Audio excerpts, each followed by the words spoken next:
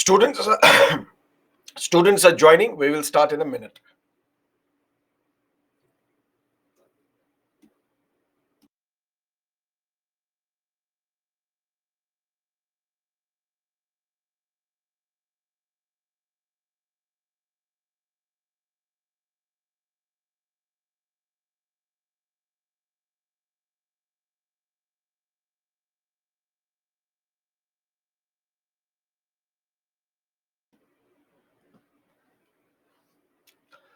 Hello, good morning, and welcome to Baiju's Exam Prep. Yesterday, we initiated a discussion on Union Executive. And I told you, Union Executive consists of President, Vice President, Prime Minister, Council of Ministers, and the Attorney General for India. And we have to discuss all these institutions one by one. First is the Office of the President. Now, we have chosen parliamentary form of government as against presidential form of government. That means although we have a president, but the powers of the president are to be exercised only on the aid and advice of the prime minister and the council of ministers, which means the real power is vested in the office of prime minister and his council of ministers who are elected by the people. Now, Constitution says under Article 52, there shall be a President of India, which means our office of President can never remain vacant. Somebody has to occupy this office at all times. What if there is a vacancy? We will discuss those conditions as well. But at the same time, Article 53 says all the executive power is vested in the name of the President of India. But what is this executive power? We don't know. Why? Because this term, executive power, has not been defined in the Constitution. For that, we look and take help from the judicial pronouncements, the verdicts. For example, the Ram Java Kapoor versus State of Punjab, 1955. And we also take a look at some of the writings of constitutional experts. For example, Wade and Bradley, in their Constitution and Administrative Law book, what do they write? Basically, the effect is executive power is the residue, the leftover. When we exclude the legislative powers and the judicial powers, whatever else is left, that is the executive power, which is maintaining law and order in the society, which is carrying out foreign policy, which means carrying out social and economic development of this country, which means initiating a piece of legislation, implementing that law once it is passed by the parliament. All that comes under executive power, and all this executive power is vested in the name of the President of India. That means these powers are given to the president. But we don't have to look at Article 52 and 53 in isolation. We have to look at these two articles in conjunction together with Article 74. And what does Article 74 say? There shall be Council of Ministers with Prime Minister at its head to aid and advise the President. This was the only thing that was mentioned in the Constitution, in the original Constitution. The 1976 Constitution was amended to say there shall be Council of Ministers with Prime Minister at its head to aid and advise the President, who shall act on that advice. That means it is binding on the President to accept that advice. 2 years later, another amendment was made. 44th Constitutional Amendment Act provided the President may ask for reconsideration of that advice and shall act on the advice tendered again, which basically means the President may ask the Council of Ministers, can you please reconsider your advice? For example, you're asking me to impose President's rule in West Bengal and dismiss Mamta Didi. Can you please reconsider? She's my friend, or she's a good chief minister, or it is not legal to dismiss her. Can you please reconsider? If it is reconsidered, the government says, the prime minister says, okay, don't impose president's rule. Done. But if it is reiterated, again insisted by the prime minister and the council of ministers, no, you have to dismiss her, impose president's rule. I have no other option but to dismiss her, impose president's rule. Which means the constitutional position of the president becomes that the president is a rubber stamp. The president does not have any discretionary power, which means president cannot under any circumstance act on her own. She has to act on the aid and advice of the Prime Minister and the Council of Ministers. There is still an element of discretion provided that we will discuss today. Then we looked at how is this president elected. President is elected by the Electoral College in an indirect election through a system of proportional representation system by means of single transferable vote through secret ballot. These are the 5 steps that we explained yesterday. How is the President of India elected? If there are 2 candidates, 3 candidates, 4 candidates, any number of candidates, the candidate who gets the absolute majority, which means more than half of the valid votes polled, that person is the President of India.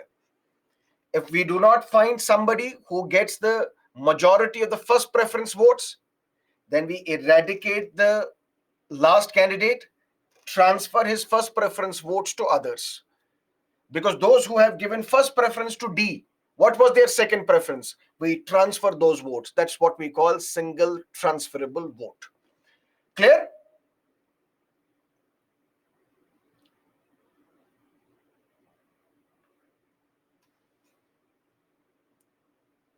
Okay.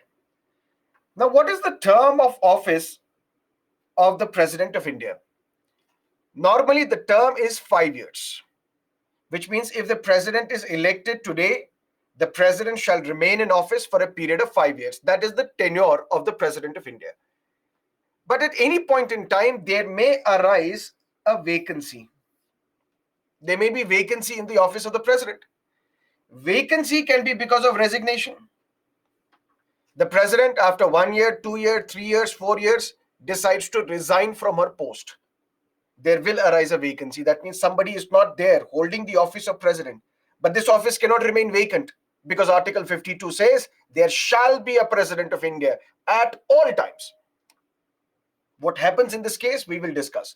But vacancy can be because of resignation. Vacancy can also be because of death. Vacancy can also be if the President is removed from his office. And the term that we use for the removal of the President of India is known as impeachment.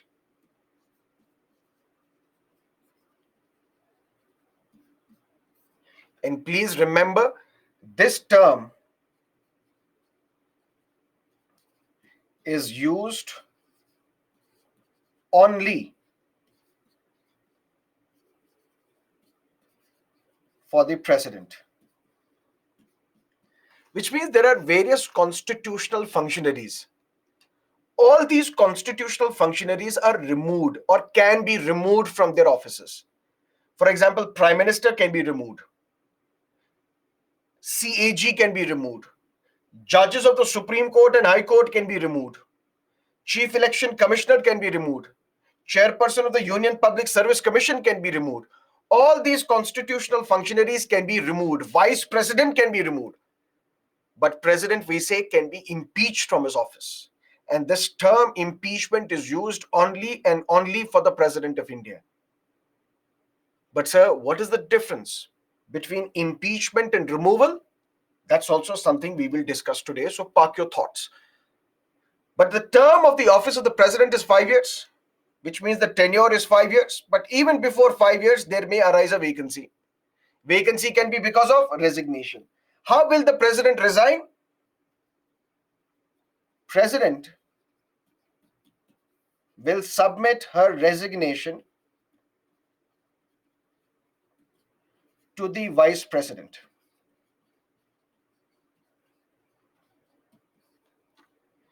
And this resignation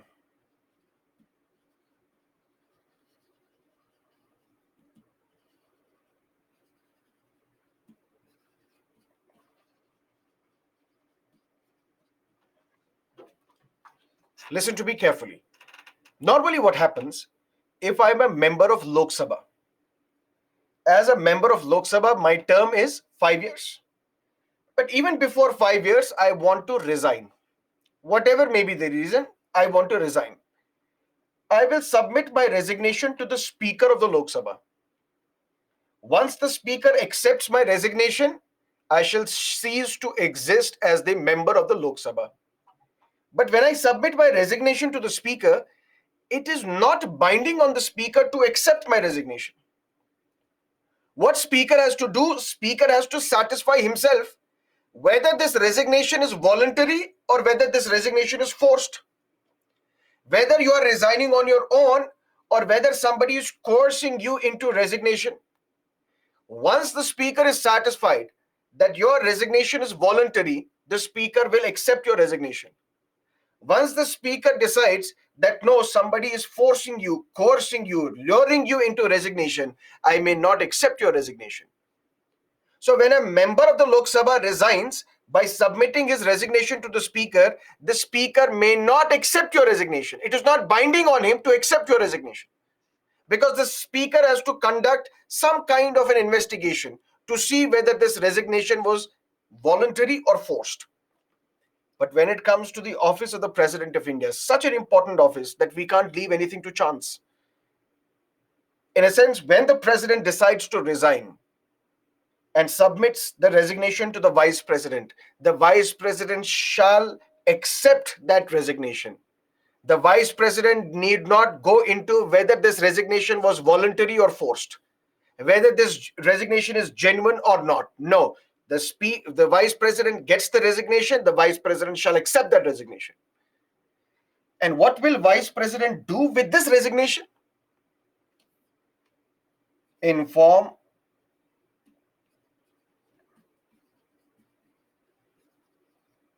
the Speaker of the Lok Sabha.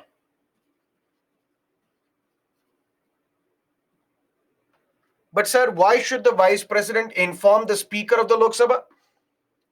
Can anybody tell me the answer to this question? Even if you have not read this, but please tell me, what do you think should be the answer to this question? Why should vice president send this resignation, once he accepts it, to the Speaker of the Lok Sabha?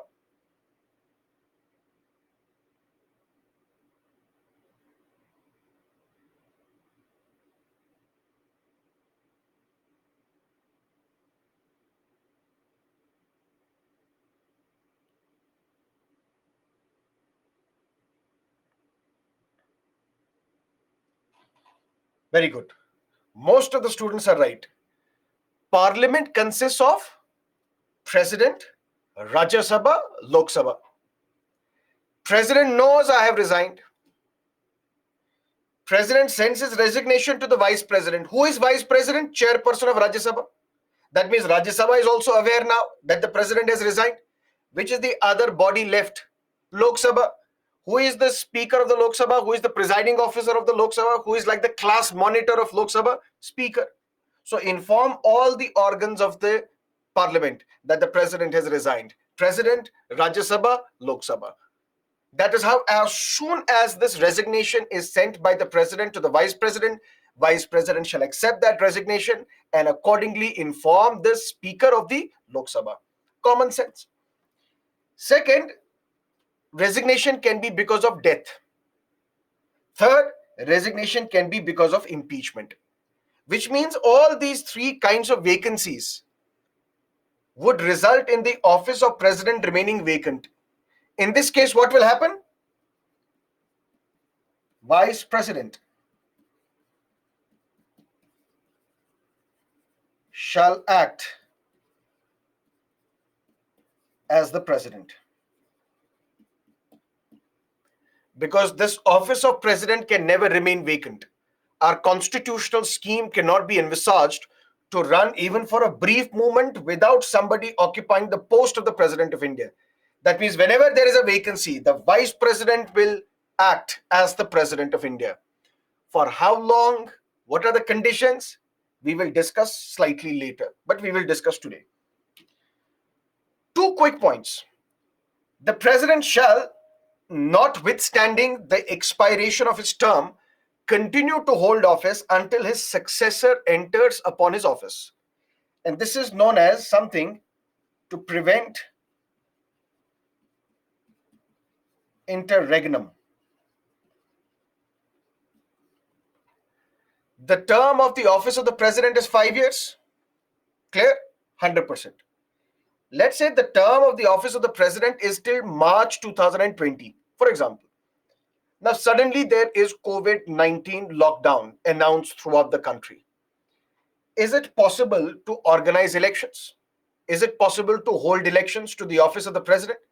Because for that, we have to call the members of the Lok Sabha and Rajya Sabha, members of all the state legislative assemblies come together and let's elect the president of India, which may not be possible because of the pandemic, because it will spread this pandemic. That means even if the term is over, notwithstanding the term is over, the president shall continue to remain in office as long as his successor is appointed, as long as his successor is elected. This is to prevent interregnum. And what is this interregnum? Article 52. There shall be a president of India, which means this office can never remain vacant even for a brief moment. And if it remains vacant, that is what we call interregnum. To prevent this interregnum, this president, even if your term is over, please continue. Continue as long as your successor is elected. Once your successor is elected, you will go, your successor will occupy this post, because this post can never remain vacant. Any resignation addressed to the vice president shall forthwith be communicated by him to the speaker of the Lok Sabha, and this is the point that we have discussed. Clear? Article 57 then talks about eligibility for re-election. If you look at United States of America, Bill Clinton was the president for 2 terms. After that, no. George W. Bush was the president for 2 terms.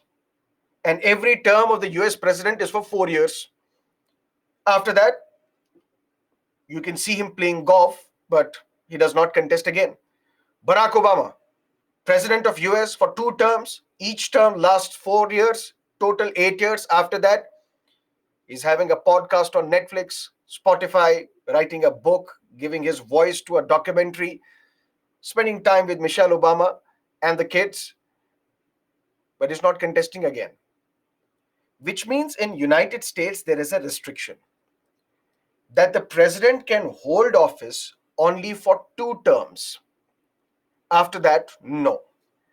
That means the president can be re-elected only once in United States of America. Re-elected only once. Because first you are elected for 4 years, then you can be re-elected only once for another 4 years. After that, you are ineligible to contest election to the post of the president of the United States. But can these 2 terms be consecutive?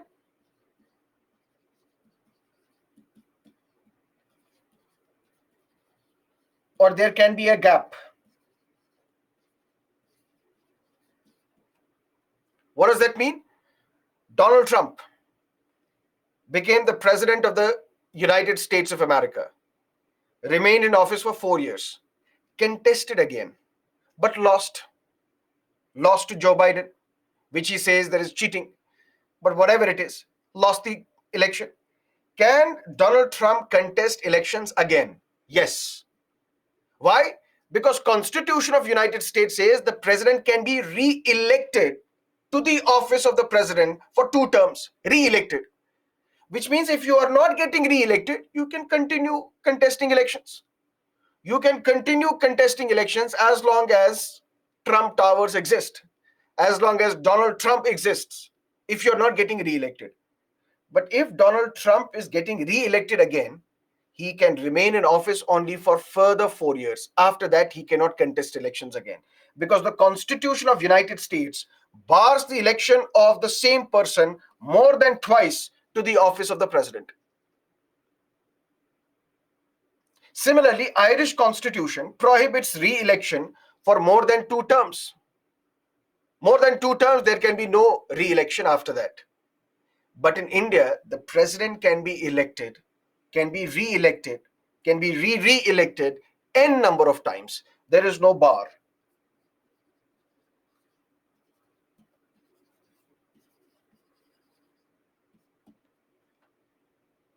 But then, sir, why was APJ Abdul Kalam not re-elected? Because he did not contest the election. Because there was not popular support for him. One political party was supporting, the others were not. But that does not prohibit him from contesting again. Or that did not prohibit him from contesting again. Dr. Rajendra Prasad was the president for 2 terms. Srimati Draupadi Murmu can also contest the election again. after 5 years. You can contest and get re-elected n number of times. There is no such limit on the re-election of the president, the kind of limit that we see in Ireland, the kind of limit that we see in United States of America. Done? Something else. What are the qualifications? Who is qualified to contest the election to the office of the President of India? First is the universal qualification. You have to be the citizen of India.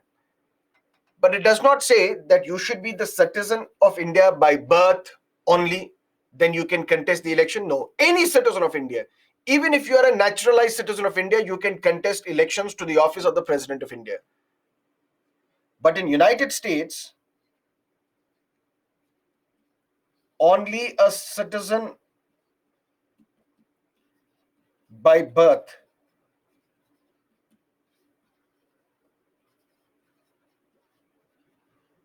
can become President of the United States of America. That means somebody who is a naturalized US citizen, who was born somewhere else, but later on became the citizen of United States, that person cannot become the President of the United States, cannot contest the election to the office of the President of the United States. Sir, what about Barack Obama? His parents may be Kenyans, but he was born in United States. Mr. Vivek Ramaswamy, his roots may be Indians, but he was born in United States. So only a citizen born in United States can contest election to the office of the President of the United States. Done? In India, if you are a citizen of India, if you have completed 35 years of age, you are qualified to contest elections to the office of the President of India, provided you are also qualified to become a member of the Lok Sabha. Who is qualified to become a member of the Lok Sabha?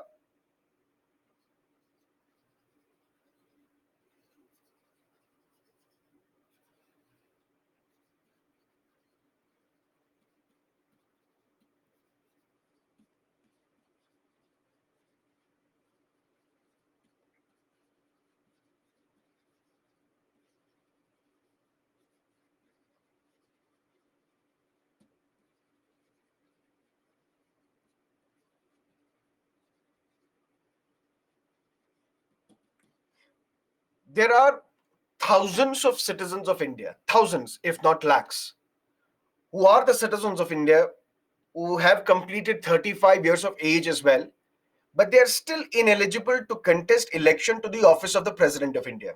Why? Because although they are the citizens of India, but they have not enrolled themselves in any electoral role. For example, this is my constituency, Varanasi constituency, for example. I should have been mentioned in the electoral rolls of Varanasi. That means I should be a registered voter in the Varanasi constituency because I was born there, I was brought up there, I was residing there, I am a resident there. But I have not enrolled myself as a voter. I don't have a voter ID card, which means although I am a citizen of India, I have completed 35 years of age, but since I am not a registered voter in any parliamentary constituency of this country, which means I am ineligible to contest election of the Lok Sabha, which means I am not qualified to become the president. I am not qualified to contest elections to the office of the president. In order to contest elections, I should be the citizen of India, should have completed 35 years of age, should be a registered voter in any parliamentary constituency of this country. Any parliamentary constituency. Out of 543, you should be the registered voter in any one. You are qualified. Further, you should also not be holding something known as the office of profit. If you are holding an office of profit, you cannot contest election to the office of the president. And what is this office of profit? We will discuss in union legislature. Because once we will discuss union legislature, once I will tell you what is the real job of the legislature, what do legislators do, there we will discuss what is this office of profit. Till then, just keep in mind what are the qualifications in order to contest election to the office of the President of India. You should be the citizen of India, must have completed 35 years of age, should be a registered voter in any parliamentary constituency, which means you should be eligible to contest or become a member of the Lok Sabha. And at the same time, you should not be holding any office of profit. Once you are elected, let's say election took place, there were two strong candidates, Shri Yashwant Sinha and Srimati Draupadi Murmu. Both were eligible, both contested elections. Election took place in an indirect fashion by the Electoral College through the system of proportional representation system by means of single transferable vote through secret ballot. But ultimately, once we counted the votes, once we counted the first preference votes, we realized that majority of the first preference votes are in favor of Miss Murmu, and she became the president of India. But before she can occupy this post, because President Ramnath Kovind is still there, occupying that post, occupying that chair. But before President Draupadi Murmu can occupy her post, she has to be administered oath or affirmation. What is this oath or affirmation? Oath is for believers. Those who believe in religion. Affirmation is for non-believers.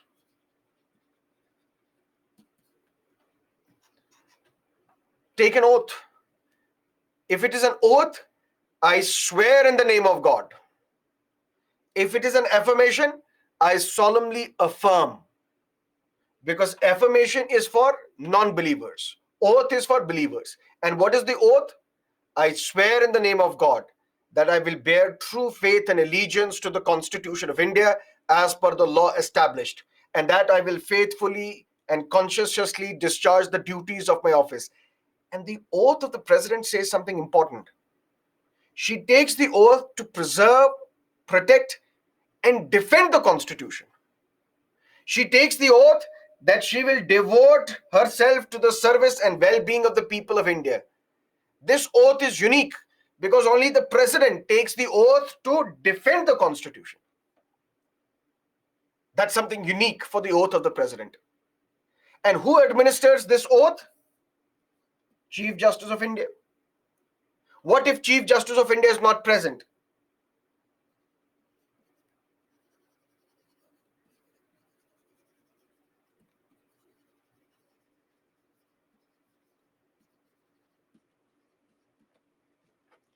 We have 34 judges in the Supreme Court, headed by the Chief Justice of India.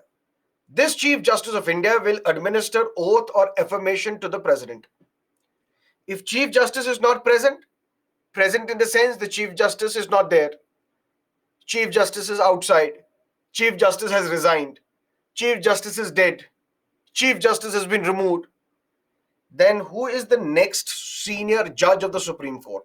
That person will administer oath or affirmation to the president. What if this person is not also present? There would be somebody in this line out of these 34 judges who will be present and who will administer oath or affirmation to the President of India. And this oath is for believers, affirmation is for non-believers. But once you are administered oath or affirmation, then you occupy the post and your normal term is for 5 years, which means your tenure is 5 years. But even before 5 years, you may be impeached. Impeachment under Article 61 of the Constitution. An impeachment, we say the president can be impeached on the grounds of violation of the Constitution. Let's say, for example, a student of a college can be rusticated from the college. Why? On various grounds. If you have committed these things, if you are not regular to the school, if your attendance is zero, if you have failed consecutively, these are the grounds on the basis of which you can be rusticated from the college. For example, an individual, your father tells you that if you don't clear this examination, I will throw you out of the house. Then you'll have to fend for yourself. That means on the ground of not clearing the civil services examination, you can be thrown out of your house. That means what are the grounds on the basis of which action can be taken?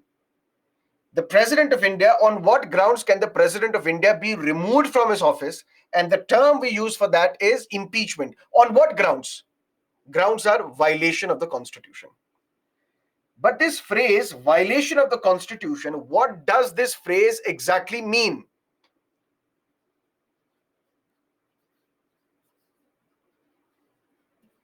Not defined in the Constitution. That's problem number one. We don't know what is violation of the Constitution because this term, violation of the Constitution, has not been defined. Second, no president yet has been impeached.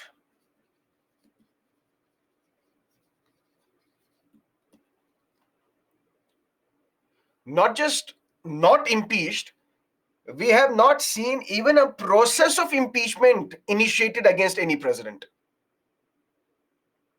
That is the dignified office of the President of India. But the president can be impeached on the grounds of violation of the Constitution. But what is this term violation of the Constitution? We don't know because it is not defined. We may also not know because we have never had a situation where the president was impeached, so that we could tell you that the president was impeached on this ground and this ground is the violation of the Constitution.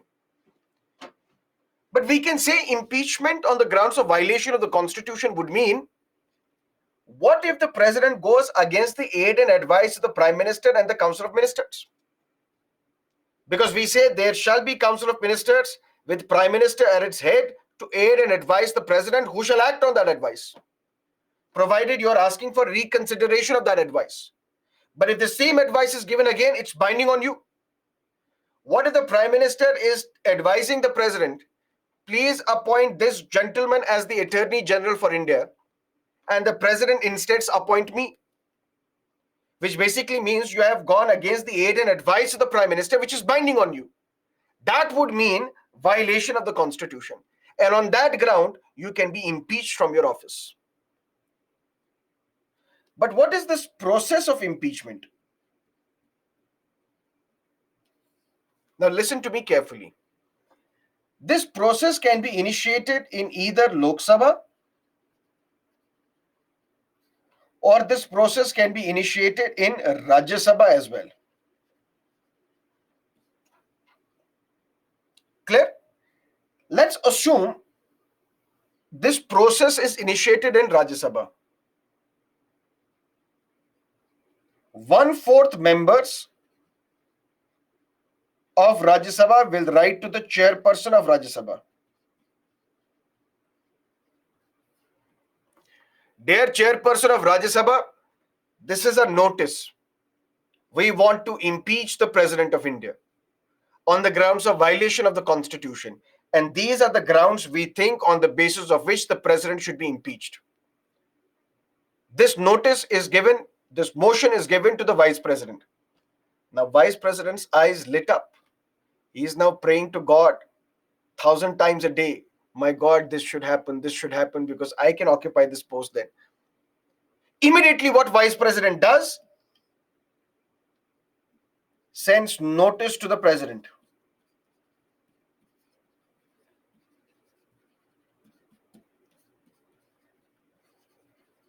This is a 14-day notice. That means as soon as the Vice President, who is the chairperson of Rajya Sabha, gets this motion that more than 1/4 of the members of the Rajya Sabha, they want to impeach you, the Vice President sends notice to the President. Dear President, please be ready. At any point in time, you may be impeached from your office. These are the grounds on the basis of which members want you to go. Prepare defense for yourself. Once that 14-day period is over, voting takes place in Rajya Sabha. If in Rajya Sabha, this motion or this proposal calling for the impeachment of the president is passed, if it is passed,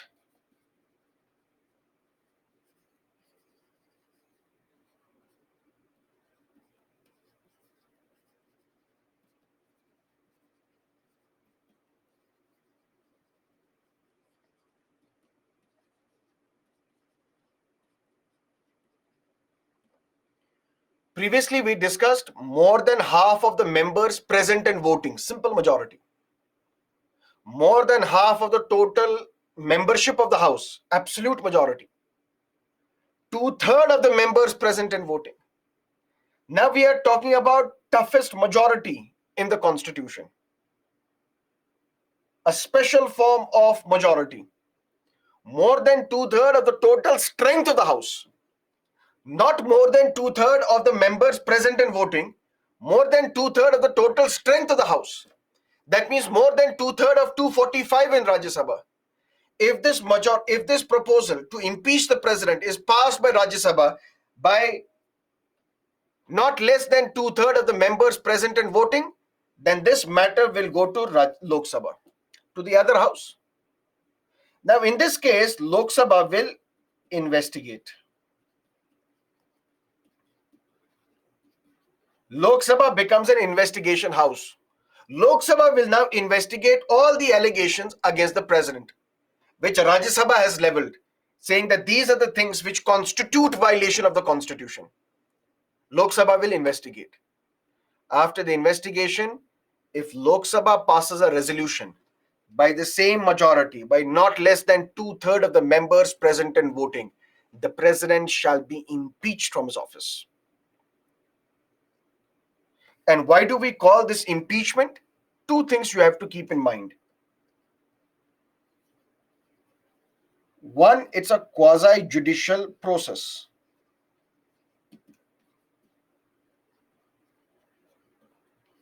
Second, no involvement of the executive.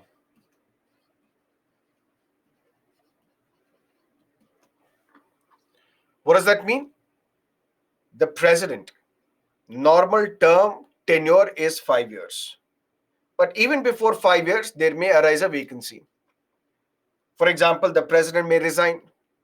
For example, the president is dead. Or, for example, the president is impeached from his office, basically removed from his office. Because once you are appointed or elected for 5 years, then you have to abide by the constitution. Because you swore, you took an oath that I will preserve, protect, and defend the constitution. What if now you are violating the constitution? You can be impeached from his office. And for that, there is a process mentioned under Article 61. And the process is, this process can be initiated in either Lok Sabha or Rajya Sabha. Now let's assume this process is initiated in Lok Sabha. 1/4 members of Lok Sabha will write to the Speaker of the Lok Sabha. Dear Speaker, we want to impeach the President of India. These are the grounds. Speaker will send a 14-day notice to the President that respond to this notice within 14 days. These are the allegations against you. Once that 14-day period is over, then there is voting in Lok Sabha.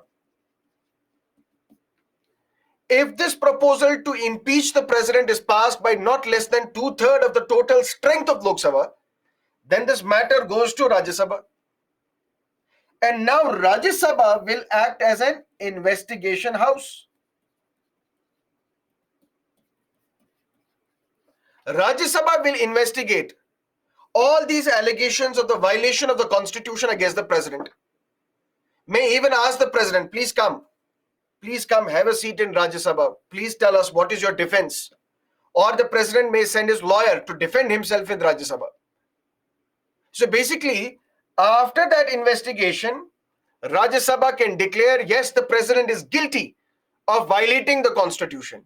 And if Rajya Sabha also passes a resolution by not less than two-thirds of the members present, of not less than two-thirds of the total strength of the House, the president is impeached from his office.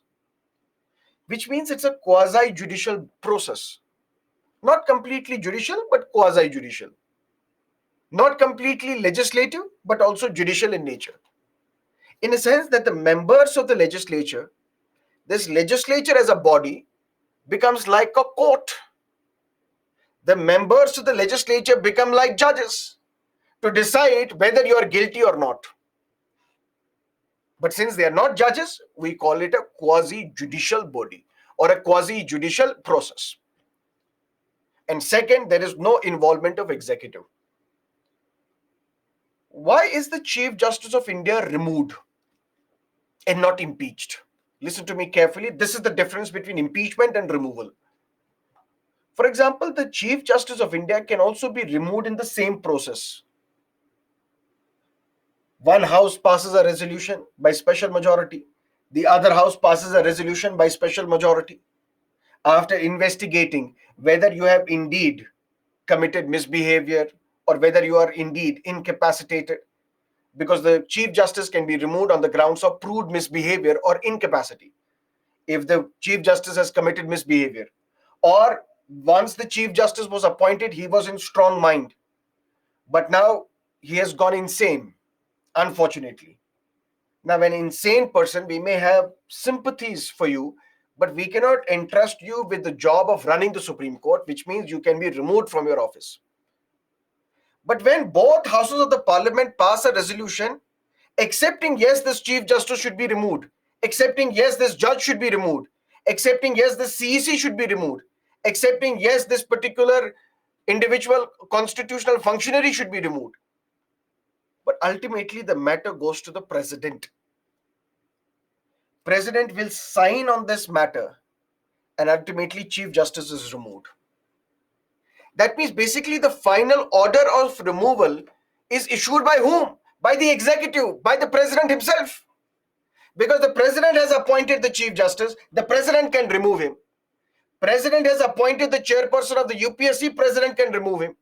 President has appointed the judge of the Supreme Court and High Court, president can remove him, but bases the resolution passed by parliament. So that is also a quasi-judicial process.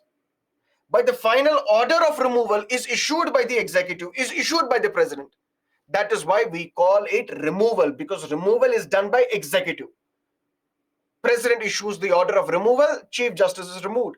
President issues the order of removal, judges of the Supreme Court and High Court are removed. That's why we call it removal. We don't call it impeachment. But impeachment of the president is once one house passes a resolution by not less than 2/3 of the total strength of the house, then the other house becomes an investigation house. Then when this house also passes a resolution by 2/3 of the total strength of the house, on the same instant, the president is impeached forthwith. That means we don't have to issue any executive order to impeach the president. The moment the other house passes a resolution, the president stands impeached from his office. That is why we call it a impeachment. We don't call it removal. And this is how the president of India is removed, impeached from his office.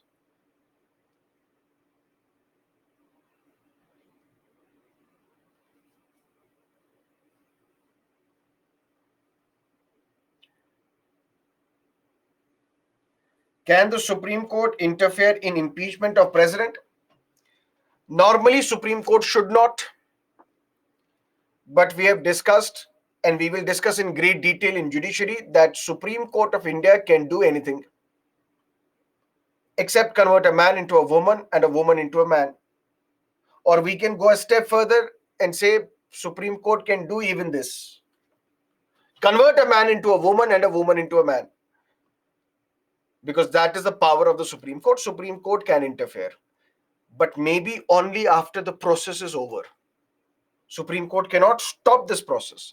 But once this process is over, once the president is impeached, the matter can reach the Supreme Court if there has been bias, if the processes were not followed.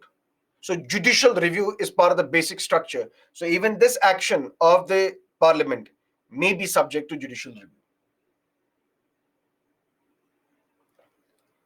Here, two things that you have to keep in mind. One,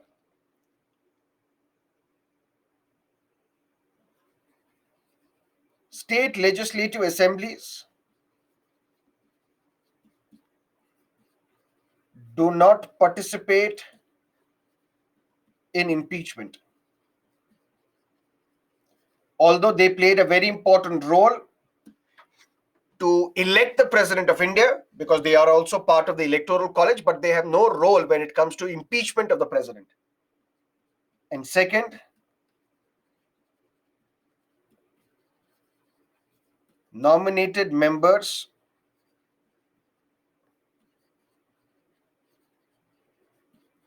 participate in impeachment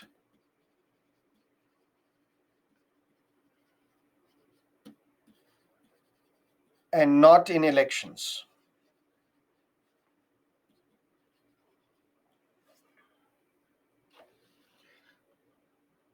President shall be impeached on the grounds of violation of the Constitution if a resolution is passed by both houses of the parliament by the majority of not less than two-thirds of the total strength of the House. House includes nominated MPs as well as elected MPs. So these nominated MPs who played no role whatsoever in electing the President of India, now they have a role in impeaching the President of India because they are part of the parliament. And state legislative assembly MLAs who played a pivotal role in electing the president, they will play no role in impeaching the president. Why? Because they are not part of the parliament. That is how the president is impeached from his office. Now let's look at the powers that are available with the President of India, and we will categorize powers into executive powers, legislative powers, financial powers, judicial powers of the president, veto powers of the president. All this we will discuss. First up, what are the executive powers? Executive powers deal with, for example, appointments to various constitutional bodies or appointments to various institutions. For example, appointment of the prime minister is the executive power of the president. When the president has the power to appoint the prime minister, what sort of power is this? It's an executive power, appointment. But only on the advice of the prime minister, other council of ministers can be appointed. Which means if the prime minister wants Mr. Amit Shah as the minister, president cannot appoint me as the minister.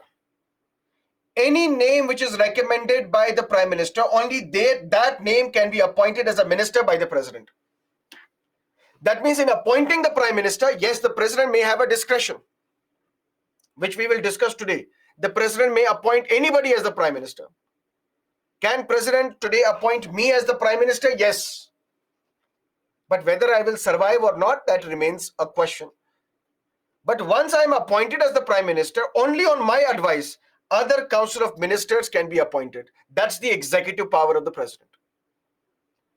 Executive power of the president is appointing the attorney general. It should not be of. Attorney general for India. That is the executive power.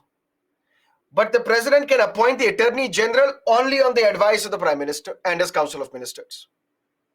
The president does not have a discretion when it comes to these executive powers. Appointment of the CAG, appointment of the chief election commissioner, other election commissioners, the chairperson, members of UPSC, appointment of governors, the chairman and members of the finance commission, all these are executive powers. And all these executive powers are to be exercised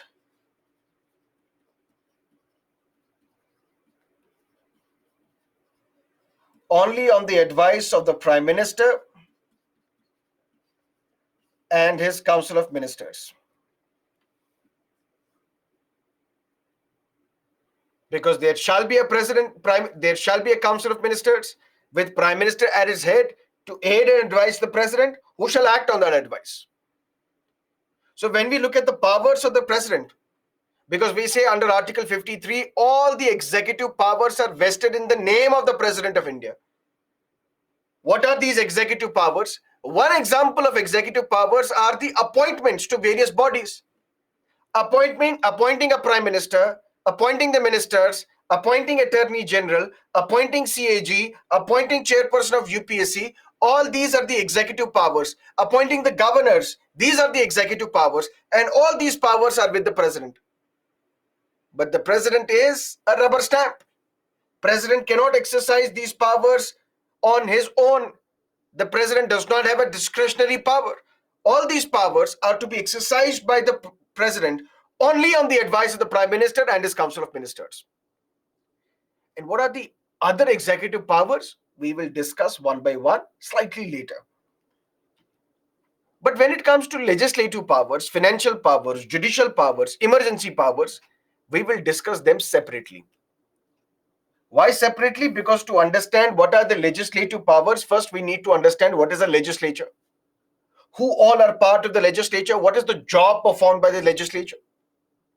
Similarly, when we have to understand the financial powers, for that I have to first tell you what is a money bill, what is a financial bill, what is a budget. That we will discuss in legislature. If I have to tell you what are the emergency powers of the president, for that I have to tell you what are the powers of the states. Then we can discuss what are the emergency powers. If I have to tell you what are the judicial powers of the president, for that I have to also discuss the office of governor, because governor also has some judicial powers. So we have discussed executive powers, but not in its entirety. We have not discussed legislative, financial, emergency, and judicial powers. Why? Because we will cover them separately over a period of time. Because I'm not going anywhere, you should also not go anywhere. You should come back. But what are the other powers? For example, military powers. We say the president is the supreme commander of India's armed forces. We say it is the president who has the power to declare war and conclude peace. But here also, it is only on the advice of the Prime Minister and his Council of Ministers. President, come here. Declare war on China. Sure. Once the president declares war on China, president is the supreme commander of India's military forces. That means the army, the navy, the air force. But real power is exercised by the Prime Minister. Once the president declares war on the advice of the Prime Minister, then all these three organs, Air Force, Navy, Army, can be utilized, mobilized for this war, but on the directions of the Prime Minister. Because although these are the powers given to the president, but president does not exercise powers on his or her own. She exercises all these powers on the advice of the Prime Minister and his Council of Ministers. And tomorrow, after some time, we may also want to conclude peace. We may renounce war and conclude peace with China or Pakistan or any other country. That is also the power of the president, exercised on the advice of the Prime Minister and his Council of Ministers. Then there is something known as veto power. And what is a veto power? This is related to bills. What is a bill? Bill is a proposal. Any bill, if it is passed by both houses of the parliament, then this bill is sent to the president. Once the president signs this bill becomes an act. Because lawmaking is the job of the parliament. Parliament consists of president, Rajya Sabha, Lok Sabha. That means this bill, in order to become a law, shall be passed by all the organs of the parliament, which includes president, Rajya Sabha, Lok Sabha. Which means when both the houses pass this bill, it is sent to the president for signature. Once the president gives his assent or her assent, this bill becomes a law. Article 111 talks about something. What does it say? It talks about assent to bills.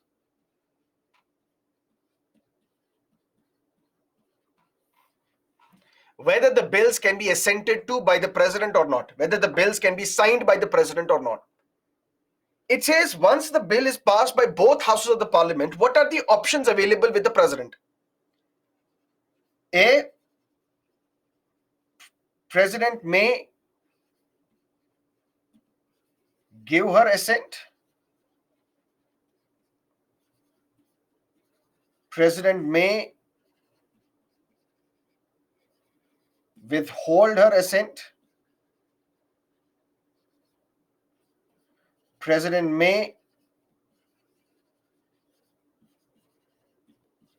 send the bill back for reconsideration.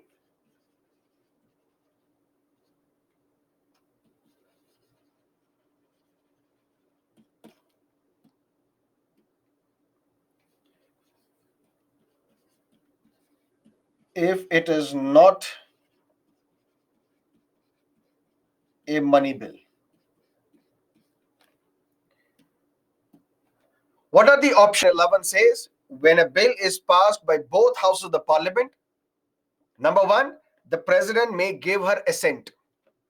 That means the president may sign this bill. Once the president signs this bill becomes an act, it can now be implemented. No problem, no controversy whatsoever. Or the president may say, I am withholding my assent. The president may publicly declare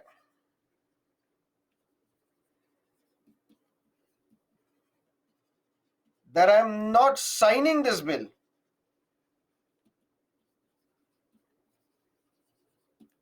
In this case, the bill is dead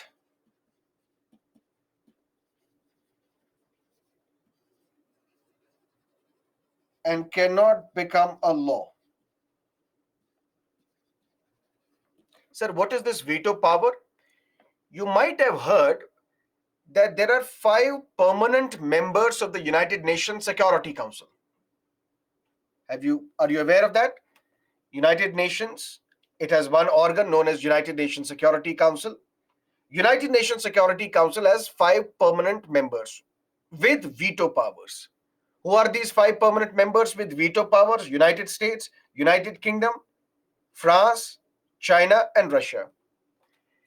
That means what if tomorrow a decision is to be taken, a security decision is to be taken, whether, let's say, Masood Azhar is to be declared a terrorist or not, whether we should take action against Hamas or not, whether United Nations should take an action against Israel or not, whether we should launch a war on Iraq or not, because Iraq possesses weapons of mass destruction. For that, all the security decisions are to be taken by this Security Council. What if 4 members of the United Nations Security Council, permanent members, France, US, UK, as well as China, they are in favor, yes, that we should take action against Russia, because Russia has waged a war against Ukraine. But Russia itself is the permanent member of the Security Council. If Russia says, no, you cannot take action against Russia because Russia is me is Russia, Russia everywhere. United Nations Security Council cannot act against Russia because Russia has now vetoed it. That is what we call the veto power. Similarly, when a bill is presented to the president may give his assent to this bill, saying the bill becomes a law. Or the president may withhold her assent. She can publicly declare, that means issue a public notification, saying I publicly declare I am not going to sign this bill. That means the Secretariat of President will issue a notice, will issue a resolution saying the president has declared that she is not going to sign this bill. She publicly declares it. I'm not going to sign this bill. That bill is dead. It can never become a law. This form of decision taken by the president to publicly declare that I'm not going to sign this bill, this is what we call an absolute veto. But on one hand, we say the president does not have any discretion. The president is a rubber stamp. And on the other hand, we are saying that president has such an important power that she can say, I'm not going to sign this bill is dead, it can never become a law. How do we reconcile these two positions? For that, argument number 1 is,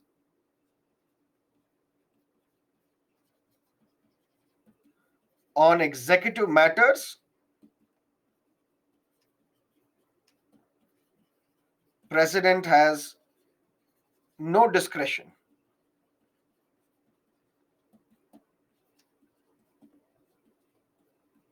But on legislative matters, Constitution explicitly gives power to the president. If it was an executive matter, for example, appointing a governor or appointing the ministers, on executive matters, any advice of the Prime Minister and his Council of Ministers is binding on the President. which means president does not have a discretion. But when it comes to legislative matters, Constitution itself has said under Article 111 that when the bill is presented to the president may give her assent, the president may withhold her assent, publicly declare that I'm not going to sign this bill. That bill is dead, it can never become a law. So this is an explicit provision in the Constitution. But there are other constitutional experts who say, how do we reconcile Article 111 with Article 74? What does that mean? Article 74 says there shall be Council of Ministers with Prime Minister at its head to aid and advise the President, who shall act on that advice. What if there is a bill which is passed by both houses of the Parliament and the Prime Minister advises the President, sign this bill? What if the President says, I have the power under Article 111, I will publicly declare I'm not going to sign this bill? Can this be the ground on the basis of which the President can be impeached, saying you have violated the Constitution? Because what will prevail, Article 74 or Article 111? On this, constitutional experts say the President has the power. The President may publicly declare, I'm not going to sign this bill is dead, it can never become a law, because this is an explicit power under Article 111. Any advice of the Prime Minister and his Council of Ministers in executive matters is binding on the President, but not on legislative matters, not on giving signature to bills. So the President may refuse to sign a particular bill, publicly declaring, I'm not going to sign this bill is dead, it can never become a law. But there are others who say, no, if there is a bill which is pending with the President, if the advice is given by Prime Minister and his Council of Ministers that you should sign this bill, the President should sign this because he does not have a discretion. And there are other constitutional experts who say that this absolute veto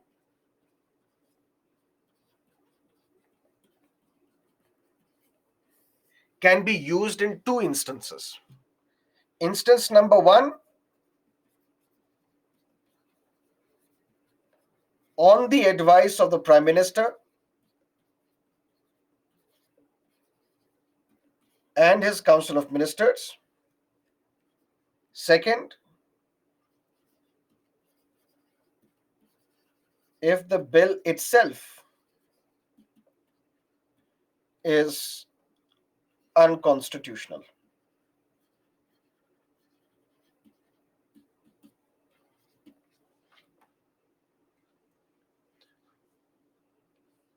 Imagine a private member's bill. What is a private member's bill? A bill, if it is introduced by a minister, becomes a government bill. A bill which is introduced by a non-minister becomes a private member's bill. Couple of days ago, Supreme Court said same-sex couple, they do not have the right to marry. The government is against it because that was the position taken by the government before the Supreme Court, saying we don't agree with same-sex marriages. If at all we have to allow same-sex marriages, for that law should be passed by Parliament. Parliament is the place where such decisions should be taken, not in the judiciary. In fact, Kapil Sibal also supported the government on this matter. He was on the side of the government when he was hearing this case, when he was arguing this case. And he was representing Jamiyat-e-Ulama-e-Hind, because they had asked Kapil Sibal to present their side of the story before the Supreme Court, saying we don't want same-sex marriages. Which means the government is not in the favor of legalizing same-sex marriage. But imagine a situation. We have elections to 5 states: Telangana, Chhattisgarh, Madhya Pradesh, Mizoram, Rajasthan. What if the members of the BJP, the ministers and the MPs of the BJP, they are campaigning in all these states, taking out rallies after rallies, and asking people to vote for BJP in these 5 states. And there is a session of the Lok Sabha continuing as well. Suddenly there is a bill, although this is a difficult proposition, but hypothetically, let's assume that there is a bill which has been introduced in Lok Sabha calling for legalizing same-sex marriage. For example, Congress has introduced this bill that we want to pass a bill legalizing same-sex marriage. This bill will be brought up for discussion and voting in Lok Sabha, and now voting will take place. Now the members of the BJP, which are normally in majority, they are in minority.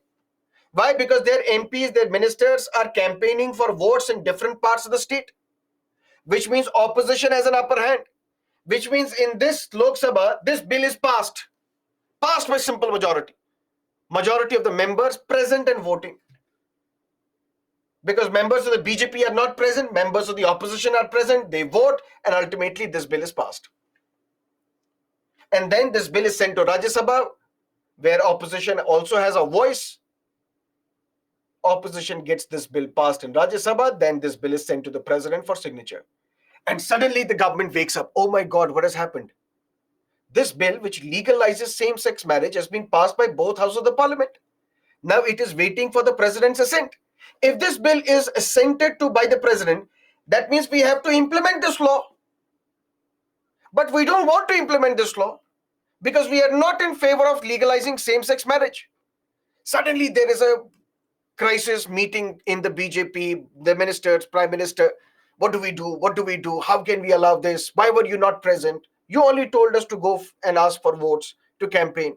No, you can't do this. You should have been present. Where is the speaker? Why did you allow voting on this bill? I will not leave you. I will teach you a lesson. Next elections, you will not contest the elections. Whatever it is. Somebody advises the prime minister, sir, whatever happened, happened. Now look at the repercussions. Do something. Prime Minister picks up the phone, dials the president, says, my advice is don't sign this bill. There is a bill which has been passed by both houses of the parliament legalizing same-sex relationship, same-sex marriage. That bill is presented to you. It's my advice, don't sign this bill. And publicly declare, I'm not going to sign this bill. President, if he accepts, the president will say, I publicly declare I'm using an absolute veto. I'm not going to sign this bill. This bill is dead. It can never become a law.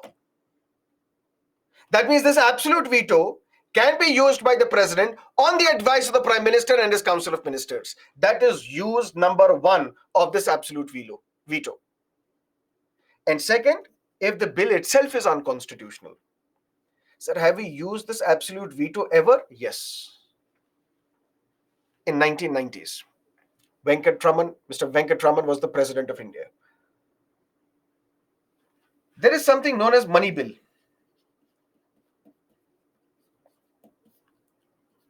which is introduced in Lok Sabha on the recommendation of president. We'll discuss what is a money bill later on Tuesday. But any bill which deals with money matters is a money bill. We have a fund known as the Consolidated Fund of India where all the money is deposited. Almost the entire money is deposited. If we have to withdraw money from that, we need to pass a money bill. And this money bill can be introduced in Lok Sabha only on the recommendations of the president. That means without prior recommendation of the president, you can't introduce a money bill in the parliament, in the Lok Sabha. In 1991, on the last working day of Lok Sabha passed a bill increasing the salary of the ministers and legislators. Any bill which talks about money matters. Increasing the salary of MPs and ministers is also a money matter because it involves salary. Salary is money. This bill should not have been introduced in Lok Sabha without the recommendation of the president. Now, what Parliament has done? Lok Sabha, on its last day of functioning, is passing a bill calling for an increase in the salary of legislators and ministers. Rajya Sabha also passed this bill, This bill is now sent to the president. President looks at this bill. Oh, you want to give yourself a raise? You want to increase your salary as well as the salary of the ministers? I'm not going to sign this bill. Why? Why? Is the salary too high? We can reduce it. No, this is a money bill. Without my recommendation, you should not have introduced this money bill in the parliament. So this bill is blatantly unconstitutional because you have introduced this bill without my prior permission, without my recommendation. I'm not going to sign this bill. This bill is dead. It can never become a law. So experts say these are the two instances where the president can use his absolute veto. One, on the advice of the government itself, or if the bill is blatantly unconstitutional. But what is an absolute veto? Article 111 talks about assent to bills. When a bill is passed by both houses of the parliament, sent to the president, what are the options available with the president? The president may give his assent, the president may withhold his assent. And withholding the assent means the president publicly declares, I'm not going to sign this bill is dead, it can never become a law. And that is what we call absolute veto. But sir, this absolute veto is absolutely not understandable. Because on one hand, you said president is a rubber stamp, he does not enjoy any discretion. Then how can we say that the president has this power that he can declare or she can declare publicly, I'm not going to sign a bill? President has no discretion when it comes to executive matters. In legislative matters, the president can have his own power. But constitutional experts say there are two important use cases of absolute veto. Absolute veto can be employed by the president on the advice of the prime minister, specifically when it comes to a private member's bill. Or the president may use absolute veto when a bill which is presented to the president is blatantly unconstitutional. Clear?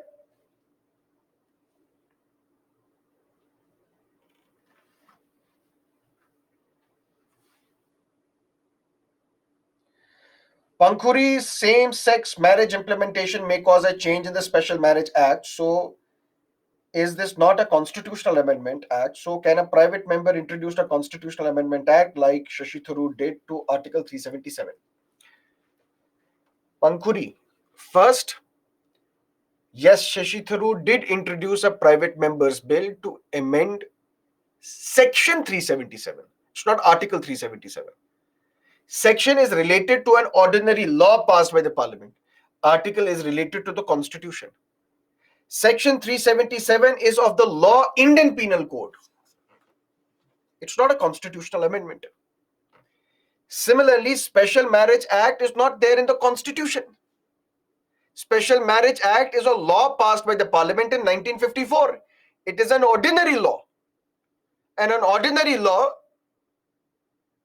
it can be a private member's bill as well, it can be a government bill as well. In fact, for a constitutional amendment bill also, it can be a private member's bill, it can be a government bill.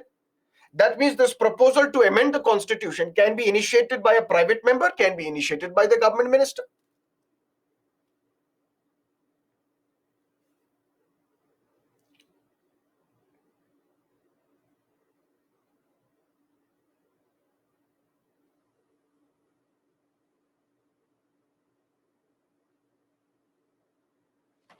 That means now president has a power to not sign any bill on his own without the advice of the prime minister. If you ask me, although the presidents have not been using their powers, if I was the president and if a bill is passed by both houses of the parliament, I have the discretion to decide whether to sign this bill or not. But I don't want to unnecessarily interfere with the government's functioning. Right? So if there is a proper bill, proper procedure has been followed, I will give my assent because I don't want to disturb. And I will give you more instances. Please wait.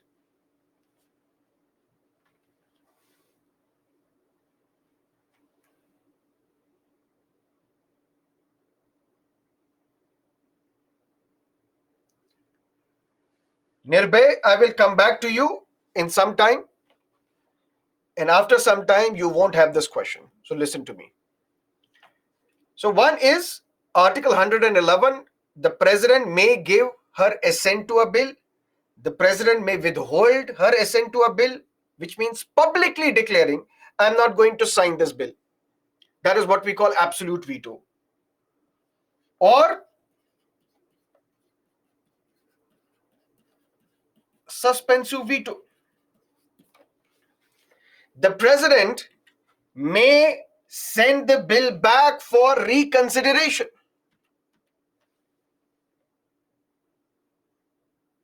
If a bill has been passed by both houses of the parliament, sent to the president, president looks at this bill and president says, no, these are my objections for this bill. Please reconsider this bill. But if the same bill is sent again without considering the objections of the president or with considering the objections of the president, doesn't matter. If the same bill is sent again to the president, president has no other option but to sign this bill. This is what we call suspensive veto.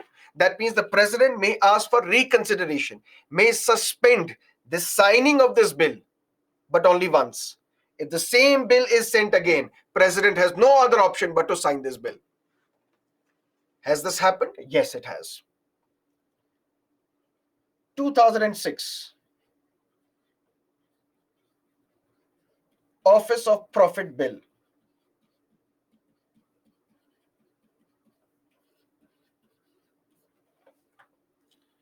What is an Office of Profit? I told you we will discuss in legislature chapter.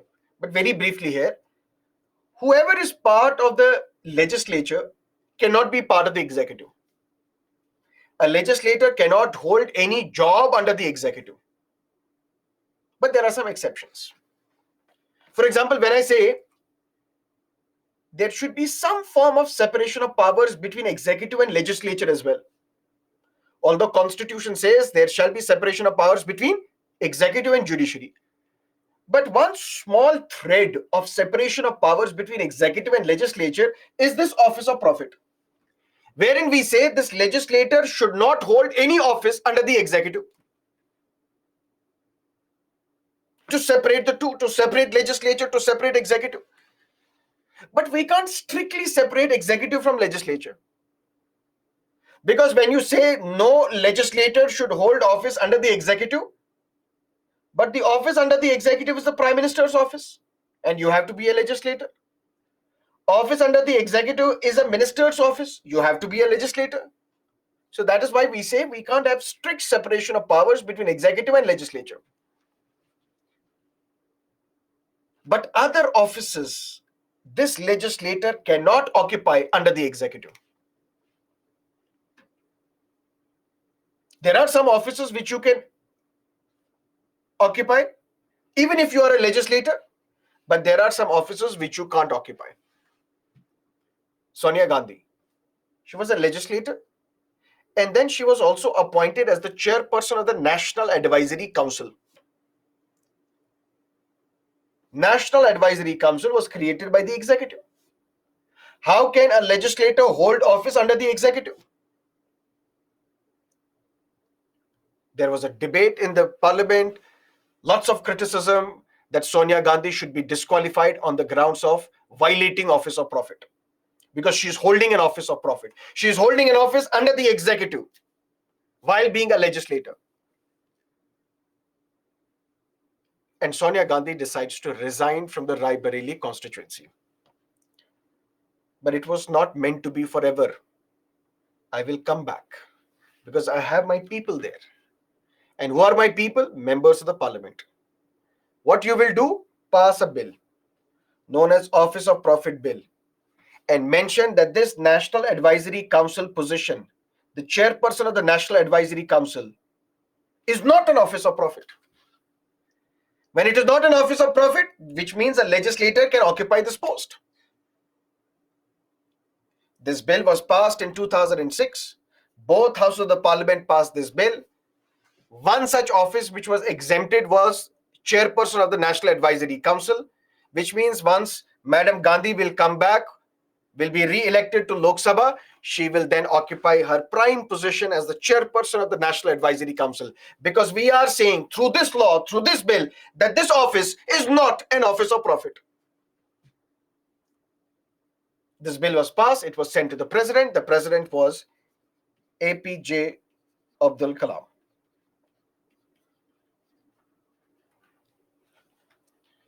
When APJ Abdul Kalam looked at this bill, he applied his mind.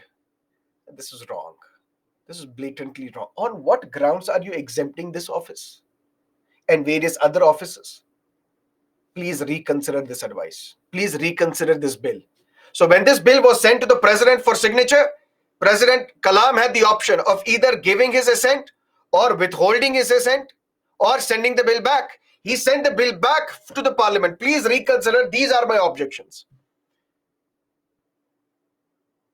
And the newspaper said, oops, president sending the bill back to the parliament for reconsideration. Wow. But once the same bill, without any changes, was passed by the parliament again, it was sent to APJ Abdul Kalam as the president. President said, oh, this is the same bill which I objected to. But since the same bill has been passed again by the parliament, I have no other option but to sign this bill. And president signed this bill. But president signed this bill after a delay. And what was the delay? 13 days. Which in today's environment, you can say, it's a very quick decision. Because there are some bills which are pending with the governor of Tamil Nadu for years. Governor of Telangana is not signing a bill at all, and KCR wants to go to the Supreme Court. But those were different times, constitutional times. And President APJ Abdul Kalam writes in his autobiography, he says, when this bill was sent to me, I could have used absolute veto, but I did not. Why? Because I can't go against the will of the people. Look at the logic applied by the president. I, as the president, I'm not accountable to the public. But these members of the parliament, they are accountable to the public. My only job was to raise an awareness in the society that this is not how it should be done. This is not a good bill. This is not a logical bill. My only job was to raise an awareness. It's ultimately for parliament to decide whether they want to pass this bill or not. I cannot object. Why? Because they are accountable to the public. Let public hold them accountable, not me. If I would have said publicly that I am not going to sign this bill is dead, it can never become a law, it would have been an undemocratic thing for me to do. Because who am I? The power is with the government. The people have elected the government.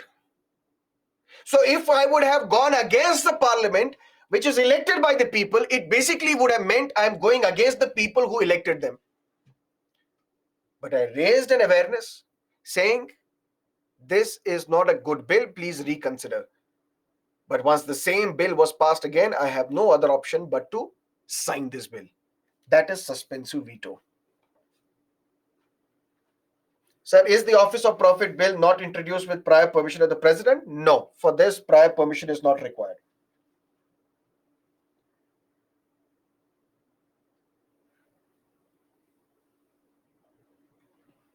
Okay. Then we have a third kind called pocket veto.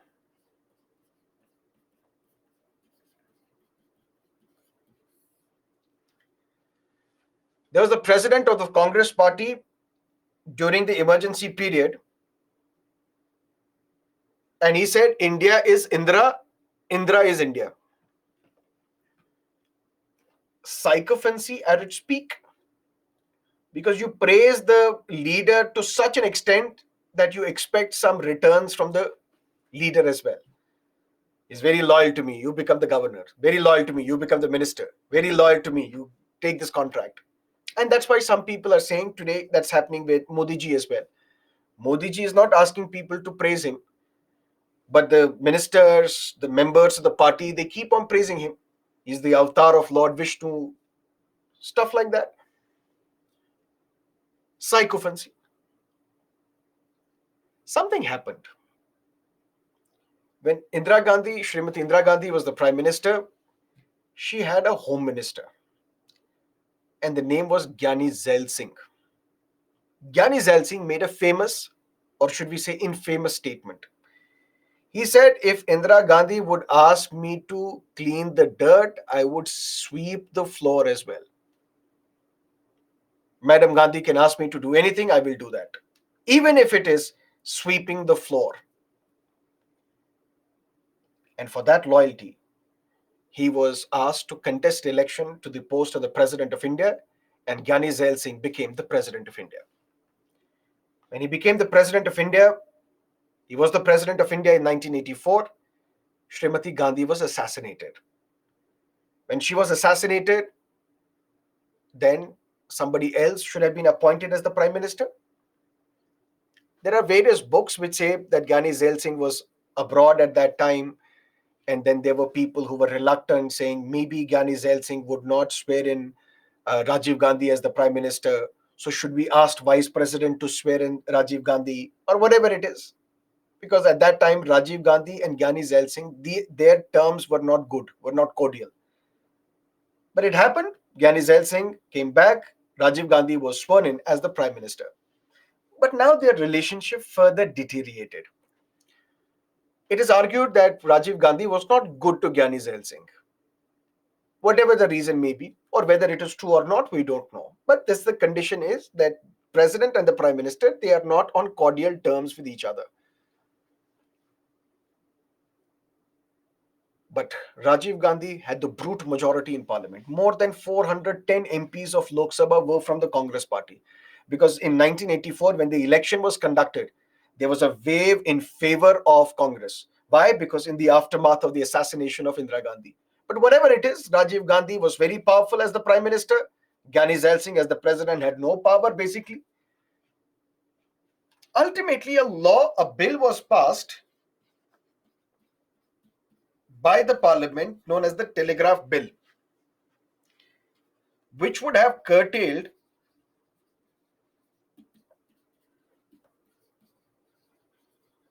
the freedom of speech of press. A bill was passed by the parliament and it was heavily criticized by the media, particularly Indian Express. Arun Shourie, I think, was then the editor of Indian Express. Heavily criticized because this telegraph bill would have restricted the freedom of speech of press. Ultimately, this bill, even if it was criticized, was sent to the president for signature. The president said, "This is my payback time.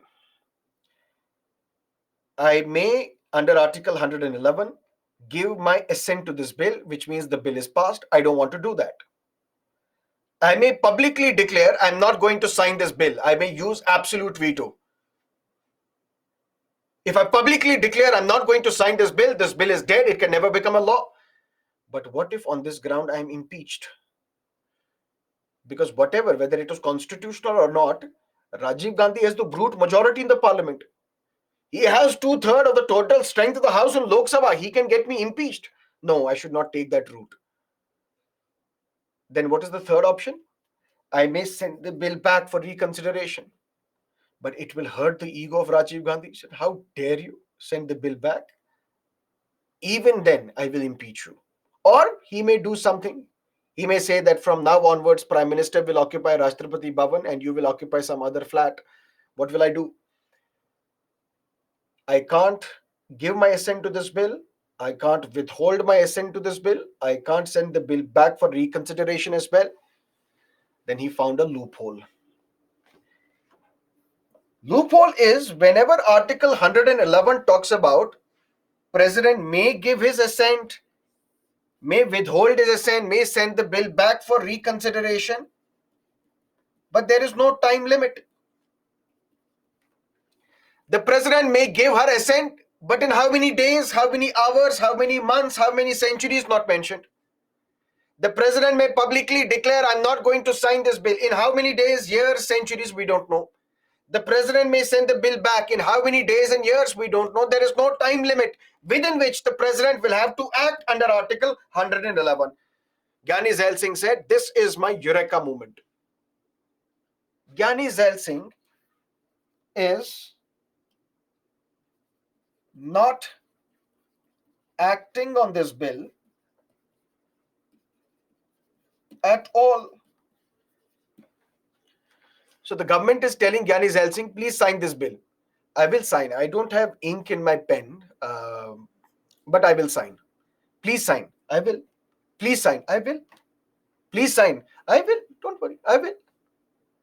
That means the president keeps on dealing, does not sign, keeps the bill lying in his pocket or lying at his desk without taking any action at all. This is what we call pocket veto.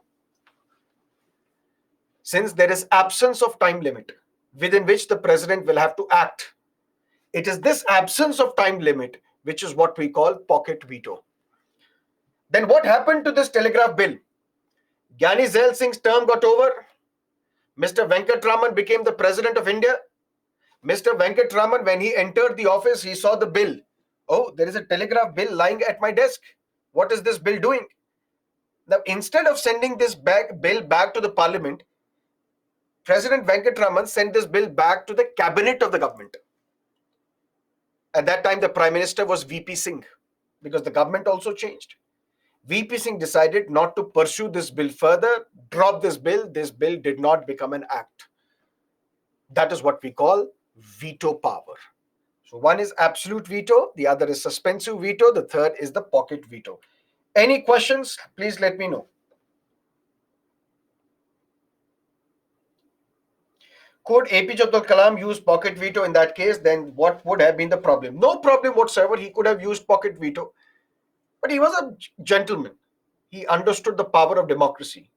If he would have used pocket veto, that would have meant that he is going against the will of the people, because after all, the will of the people, through their members in the parliament, they have passed a law. Why should I go against the will of the people? That was his logic.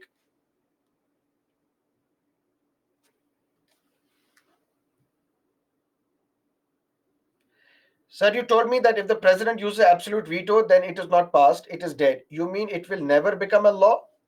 That bill is dead, which means tomorrow you can pass another bill with same provisions. That bill, however, is dead.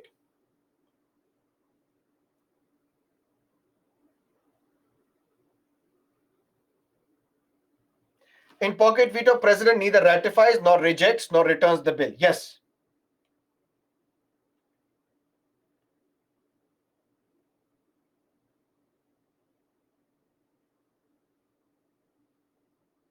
If the president and council of ministers advise president to sign in 10 days, can the president still use pocket veto? Yes.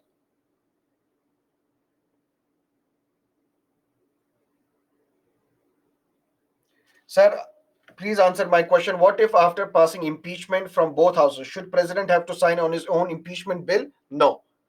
That is why I said impeachment is a quasi-judicial process. It is impeachment, it is not removal, which means there is no role of the executive.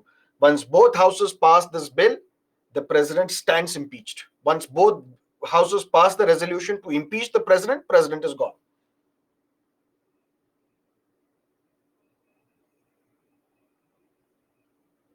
So there is no limit for suspensive veto as well, like the number of days before which the president can tell the members to reconsider this bill. There is no time limit at all. Can Supreme Court decide time limit for pocket veto? It can, but it should not. There is a difference. It can do anything, but it should not. It should stay away because there is separation of powers, which is part of the basic structure. If the president cannot tell the Supreme Court that on Mondays you should hear PILs, on Tuesdays you should hear another cases, on Fridays you should not hear any case at all, can president say this to the Supreme Court? No, because you can't interfere in each other's organs.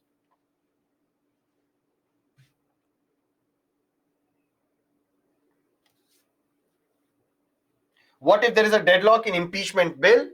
Then president survives. Can the president use pocket veto for money bill? No, but the president can use absolute veto on money bill. Can president use pocket veto after suspensive veto? No. If the president is a rubber stamp and has no discretion, what is the significance of the office? Why to have the president? This is to ensure continuity. Because previously also, we had a prime minister and the governor general. Prime minister continues after independence. Governor general is replaced by the president. Same continuity should continue. Also, there may be a time when Prime Minister is not there. At that time, President becomes an important player. Just like there may come a time where there is no Chief Minister. The governor plays a very important role in running that state. Can this power of the president be snatched by constitutional amendment? Yes. Does finance bill also require prior permission of the president? Yes. But we have not discussed finance bill or financial bill. We will discuss it later. Has there been a president who has been impeached? No.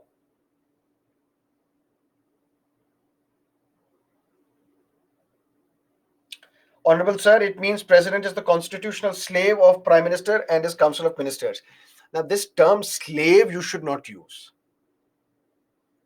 It is the constitutional obligation of the president to go by the aid and advice of the prime minister and his council of ministers. Don't use such terms in your answers, slave and others.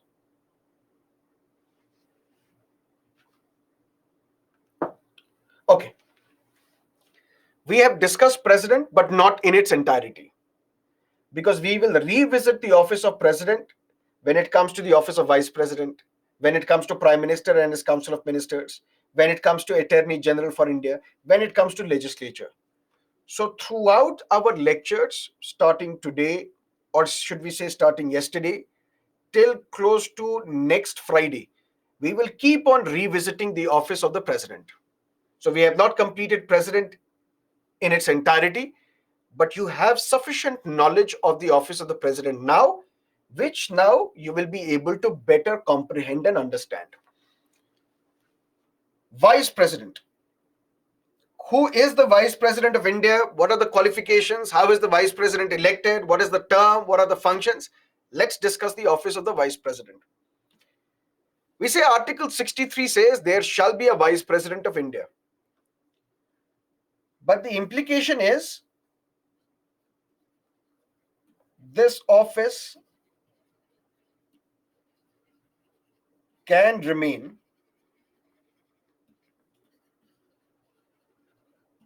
vacant as well. What if president dissolves both houses if he comes to know about impeachment? President cannot dissolve Lok Sabha without the advice of the prime minister. President cannot dissolve Rajya Sabha because Rajya Sabha cannot be dissolved. It is the permanent house of Indian Parliament. We will discuss. Article 63, there shall be the Vice President of India, but we say it is not similar to Article 52, which says there shall be a President of India, because the office of the President can never remain vacant. But the explanation of Article 63 is office of the Vice President can remain vacant as well. This is not such an important office. How and why? Let's discuss one by one. Article 64 talks about the role that is to be played by the president or the vice president. It says the vice president is the ex officio chairman of Council of States. And what is Council of States? Rajya Sabha.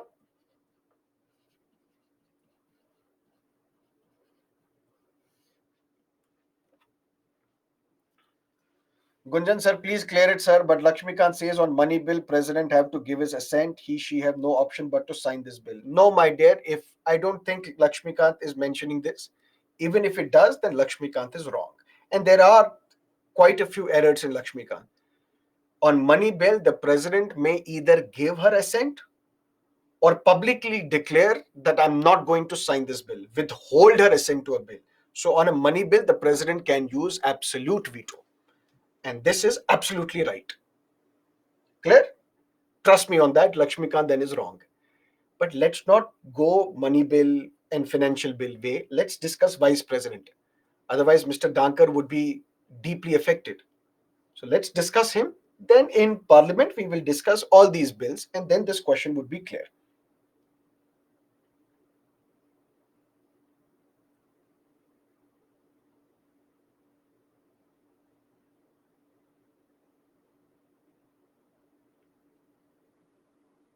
Okay. Vice President to be the ex officio chairman of Council of States. Council of States means Rajya Sabha. So what is the role of the vice president? Vice president is the chairman of Rajya Sabha. What is the role of the chairman of Rajya Sabha? Just like the role of the speaker of Lok Sabha. What is that role? As the chairperson of Rajya Sabha, I am now the class monitor of Rajya Sabha. Please sit down. Please, you have to say something. Please say. Don't look at them while you are talking. Look at me. Look at the chair. Don't use abusive language. Just like Meera Kumar as the speaker of Lok Sabha would say, "Baith jaiye, baith jaiye." When nobody is baith jaiye, the house is adjourned. That means like a class monitor ensuring the decorum of the house, ensuring that the house runs properly. And when the house is not running properly, the chairperson says, the house is adjourned. Let's meet tomorrow. The house is adjourned. Let's meet after 1 hour. Please don't destroy the property. Please don't throw mic at each other. Please don't come to the well of the house. Please don't do this. Please don't do that. Or let's take up this bill for discussion. Let's take this bill for voting.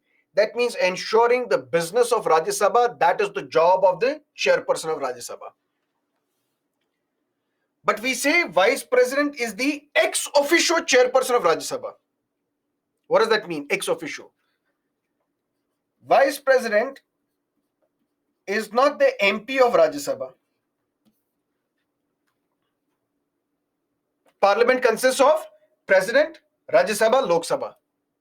Union Executive consists of President, Vice President, Prime Minister, Council of Ministers, Attorney General for India.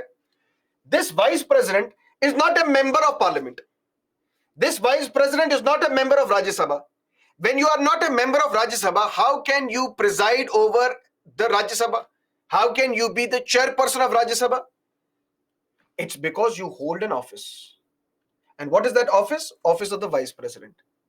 That means it's not like Mr. Dankar is the chairperson of Rajya Sabha because who he is. No. He is the chairperson of Rajya Sabha because he occupies the post, the office of the Vice President. Tomorrow, if I am the Vice President of India, by virtue of me holding the office of the Vice President, by virtue of that office, I also become the chairperson of Rajya Sabha. Tomorrow, if you become the Vice President of India, you will be the chairperson of Rajya Sabha. Which means whoever is the Vice President of India, that person is the chairperson of Rajya Sabha. Despite the fact that you are not a member of Rajya Sabha. But you are the chairperson of Rajya Sabha by virtue of you holding that office. And that office is the Vice President of India. That is role number one of the Vice President. The Vice President is to be the ex officio chairperson or the chairman of Council of States. Provided that during any period when the VP acts as the president, he shall not perform the duties of the chairman of the Council of States. There shall be a president of India. That means this office of the president can never remain vacant. Let's say we have the president, she is performing her duty. We have the vice president also who is performing his duty of the chairperson of the Council of States. What if the president's office is now vacant because of resignation, because of death, because of impeachment? Then who will occupy the post of the president? Because this post can never remain vacant. Vice president will act as the president of India. Now the vice president will sit in the Rashtrapati Bhavan, will act as the president of India. But then who will act as the vice president? Nobody. And this president, who is basically the vice president, but is now acting as the president of India, can I act as the president of India as well as act as the chairperson of Council of States? Can I perform these functions together? No. If I am the vice president, I will be the chairperson of Rajya Sabha. The moment there is a vacancy in the office of the president, I will act as the president of India. But I cannot perform both the roles. I can only be at the same time acting as the president of India. At the same time, I cannot be the chairperson of Council of States as well. But then who will be the vice president during this period? Nobody. That is why we say this office can remain vacant as well. But what is the principal role of the vice president? To act as the chairperson of Rajya Sabha, to be the chairperson of Rajya Sabha. So when you are not the chairperson of Rajya Sabha, because you're acting as the president of India. Who will be the class monitor of Rajya Sabha? Who will say, "Baith jaiye, baith jaiye"? That person is the deputy chairperson of Rajya Sabha.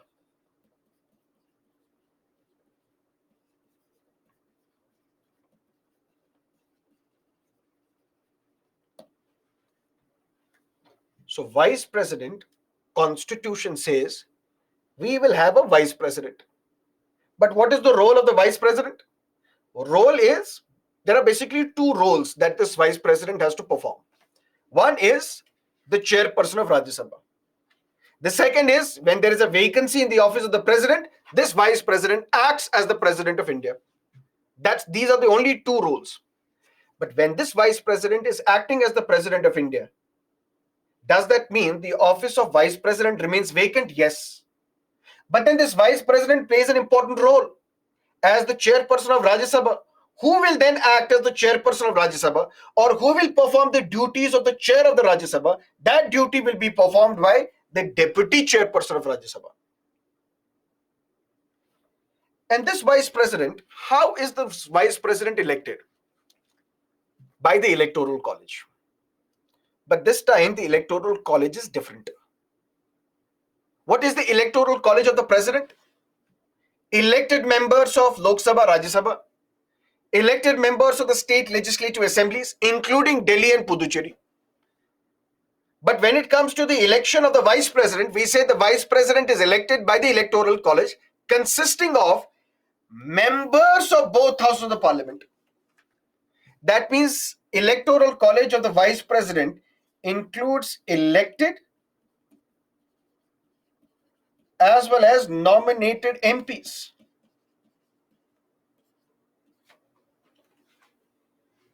Because vice president will be elected by the electoral college consisting of members of both houses of the parliament, both Lok Sabha as well as Rajya Sabha. That means elected as well as nominated MPs. And elected based on proportional representation system by means of single transferable vote through secret ballot. What is the secret ballot? That means when MPs of both Lok Sabha as well as Rajya Sabha, they have to vote. They can't show their preference to anybody. They can't display their vote to anybody. This voting will take place through single transferable vote. That means if there are three candidates contesting the election of the vice president, you can give three preferences. My first preference is A, my second preference is B, my third preference is C. And then whoever gets more than half of the valid votes, that person is the vice president. But what if in first round of counting, we don't get anybody with more than half of the valid votes? Then the person with the least number of votes is eradicated. And then his first preference votes are transferred. That's same as that of the president. Proportional representation system. Proportional representation system in the sense that when it comes to parliament, BJP will have those many votes as their MPs in Rajya Sabha and Lok Sabha. Congress will have as many votes as they have the MPs in both houses of the parliament. That means in proportion to your strength in Lok Sabha and Rajya Sabha, those many votes will be allocated to you. Proportional representation system. And once you are elected, for that we need to first understand who is qualified to contest election to the post of the vice president. Same qualification as that of the president. You should be the citizen of India. You must have completed 35 years of age. You should not be holding any office of profit, which we will discuss later. And you should be qualified to become a member of Council of States.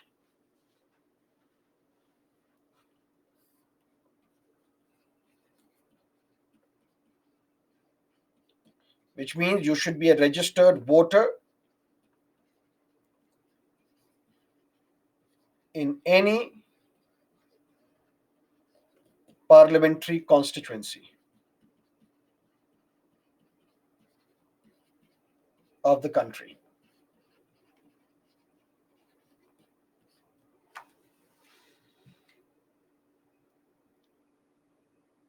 So now means Deputy Chairperson of Rajya Sabha is the Vice President of India.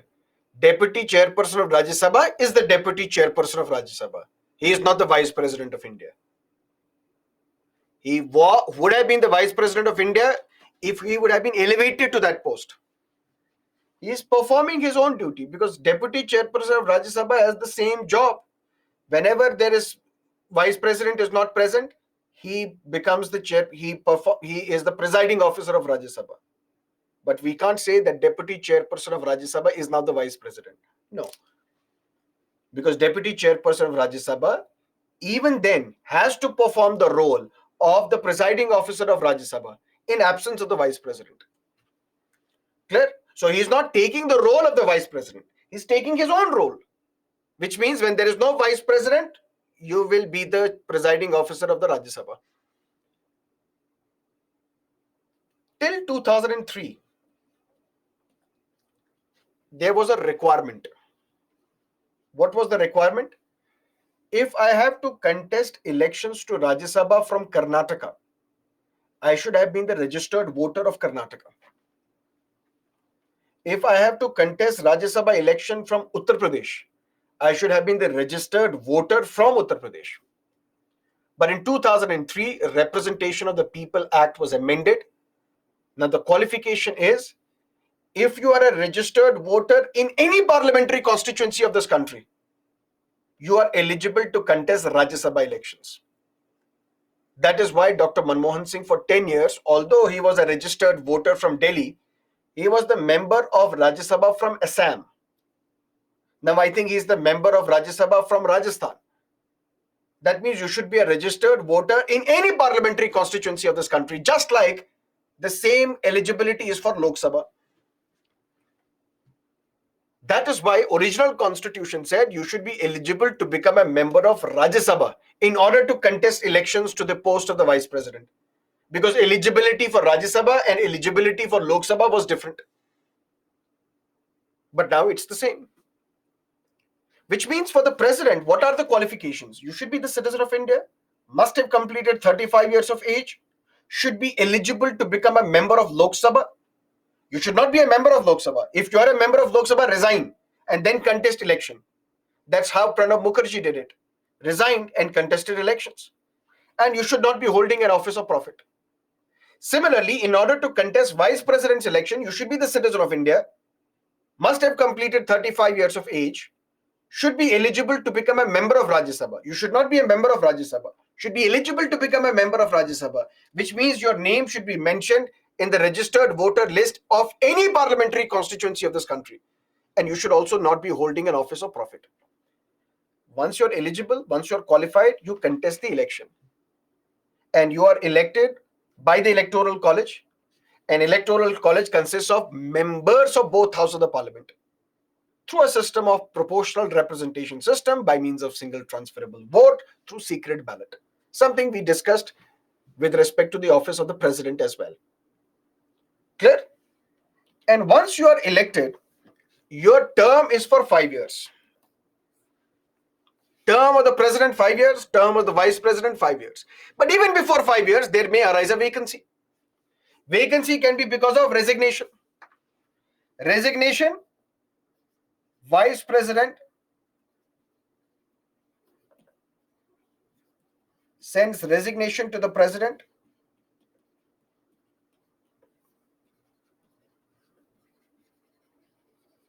Who shall act on the resignation? Which means who shall accept that resignation. It is binding on the president to accept that resignation. Which means if the term of vice president is 5 years, even before 5 years, there may arise a vacancy. Vacancy can be because of resignation. Vice president resigns by submitting his resignation to the president, and it is binding on the president to accept that resignation. That means now there is a vacancy. What will happen to this post of vice president? It will remain vacant. And within 6 months, Election Commission of India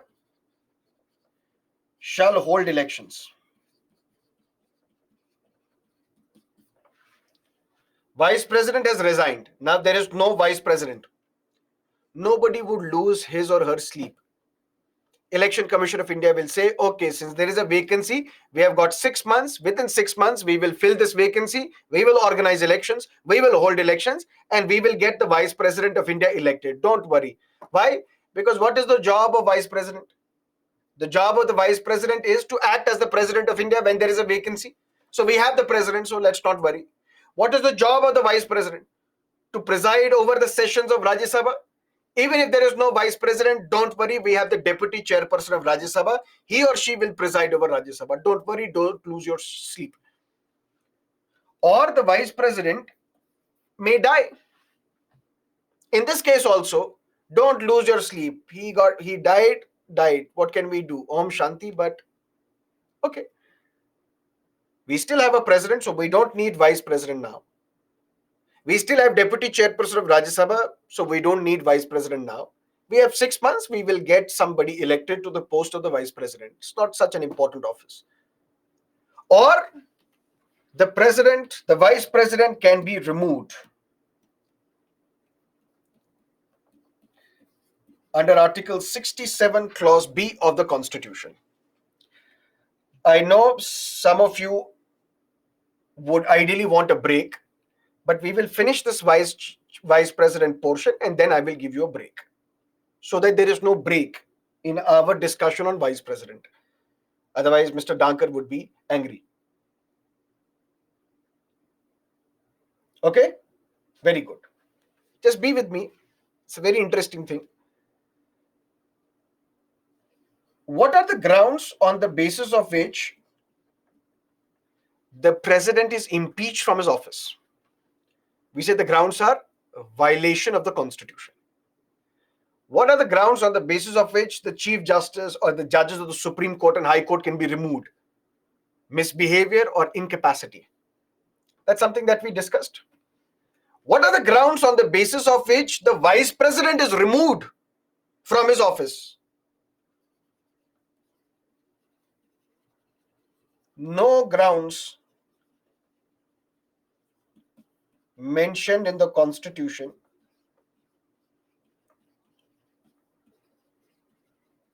for the removal of the Vice President. There are no grounds mentioned in the Constitution saying on these grounds the Vice President can be removed from his office. No grounds are mentioned. That means the Vice President can be removed on any ground. Can the Vice President be removed on the grounds of violation of the Constitution? Yes. Can the Vice President be removed on the grounds of corruption? Yes. Can the Vice President be removed on the grounds of misbehavior? Yes. Can the Vice President be removed on the grounds of proved incapacity? Yes. Can the Vice President be removed for slapping you? Yes. Any ground can be used to remove the Vice President. It's just that the grounds are not mentioned. But the process is mentioned. And what is the process? This process shall initiate in the Rajya Sabha.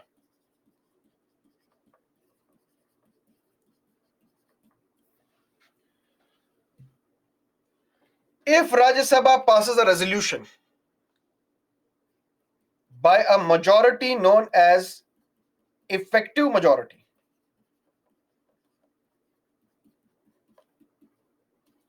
what is effective majority? Majority of all the then members of the House. This is where your Lakshmikant is wrong. Lakshmikant says Vice President is removed by absolute majority, which is absolutely wrong. Vice President is removed by effective majority. And what is this effective majority? Listen to me carefully. For example, 500 is the total strength of the House. For example, 100 members, their seats are vacant. 100 members are absent.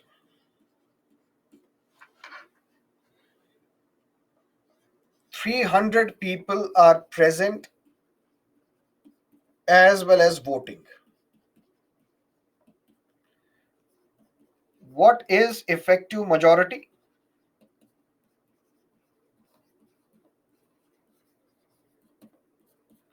What is simple majority?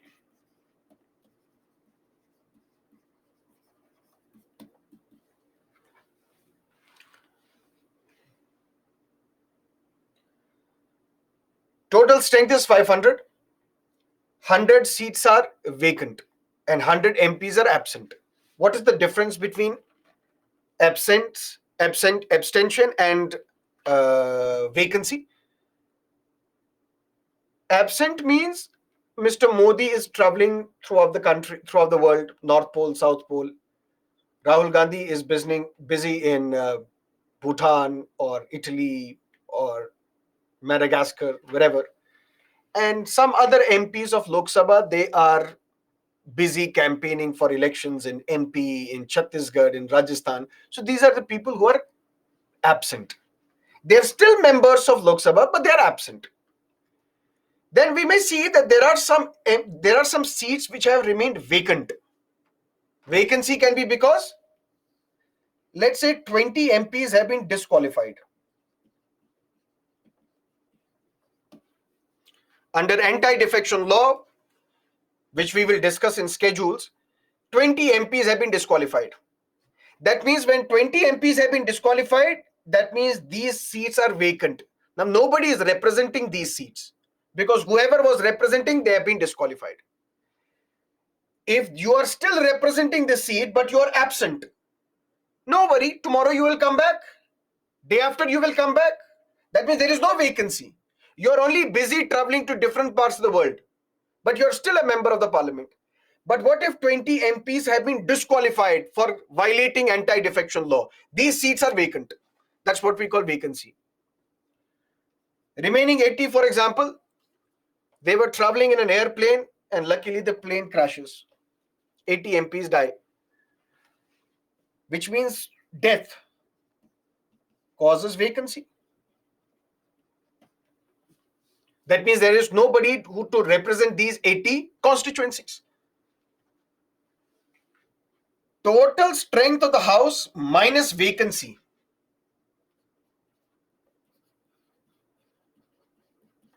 is what we call effective strength.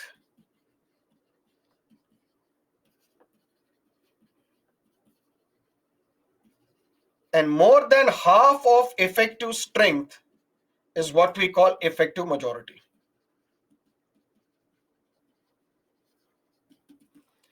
What is the effective strength? 500 minus vacancies? 400. What is more than half of effective strength? 201. So effective majority is 201. What is simple majority? More than half of the members present and voting, which means 151. Which means what is the difference between simple majority and effective majority?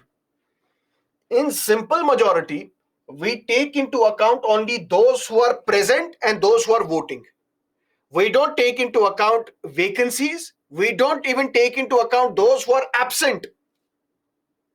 But in effective majority, we take into account what is the current strength or existing strength of Lok Sabha. Whether you are present in Lok Sabha or not doesn't matter. Whether you are absent or not doesn't matter. But since you are still a member of Rajya Sabha, we will include you in calculating the majority. Which means we only exclude those who are vacant. Where the seats are vacant, we exclude them. Which means if 500 is the total strength of the house, out of 500 there are, let's say, 200 people present and voting. What if the vice president is to be removed by effective majority? All 200 people are present. all 200 people say yes, vice president should be removed, even then you can't remove the vice president. Why? Because effective majority is 201 plus. Because we don't take into account those who are present and voting and say half of those who are present and voting. That would be simple majority. We take into account what is the strength, existing strength of Rajya Sabha. If 500 is the total strength, 100 are vacant, 400 becomes the existing strength. More than half of 400, 201 becomes the effective majority. That is why the term used for this is majority of all the then members of the House. Those who are the members at that time, minus vacancies. And Article 67 Clause B says the Vice President shall be removed from his office. The grounds are not mentioned if a resolution is passed by Rajya Sabha by effective majority. And then this resolution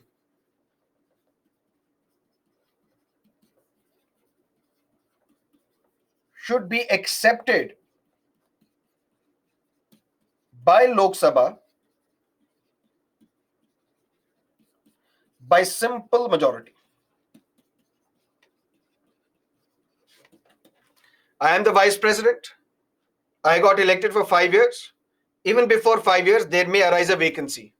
I may die, I may resign, or I may be removed. How will I be removed? Grounds are not mentioned in the Constitution. There are no explicit grounds on the basis of which the Vice President shall be removed from his office, which means the Vice President can be removed on any ground. Violation of the Constitution, misbehavior, corruption, any ground, but the grounds specific are not mentioned. But the process is. This process must initiate in Rajya Sabha because I am the chairperson of Rajya Sabha. If Rajya Sabha passes a resolution by effective majority, which means majority of all the then members of the House, then this resolution should be sent to Lok Sabha. If Lok Sabha also accepts this resolution by simple majority, by passing a resolution by more than half of the members present and voting, then Vice President is removed from his office immediately. The Vice President is gone, is removed. Until date, no Vice President has been removed. And once the Vice President is elected, he has to subscribe to oath or affirmation. And what is this oath or affirmation? Oath is for believers, affirmation is for non-believers.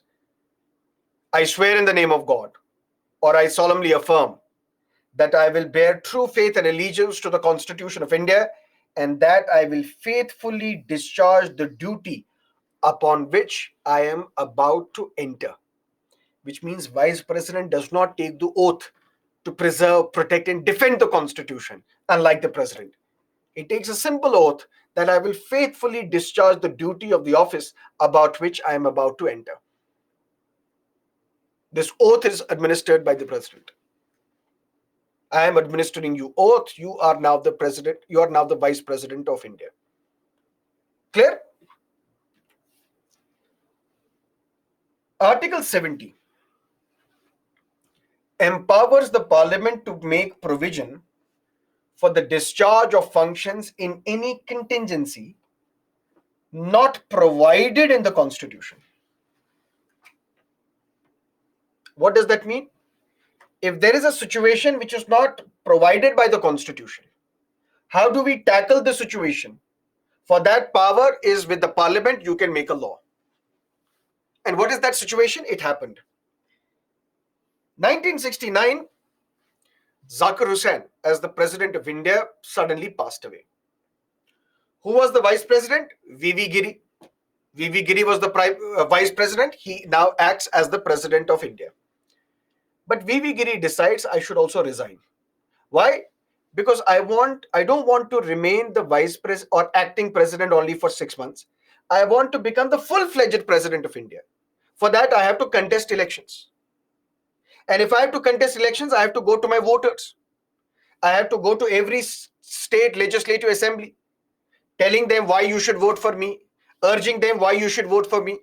Because if I am acting as the President of India, I cannot go and ask for votes.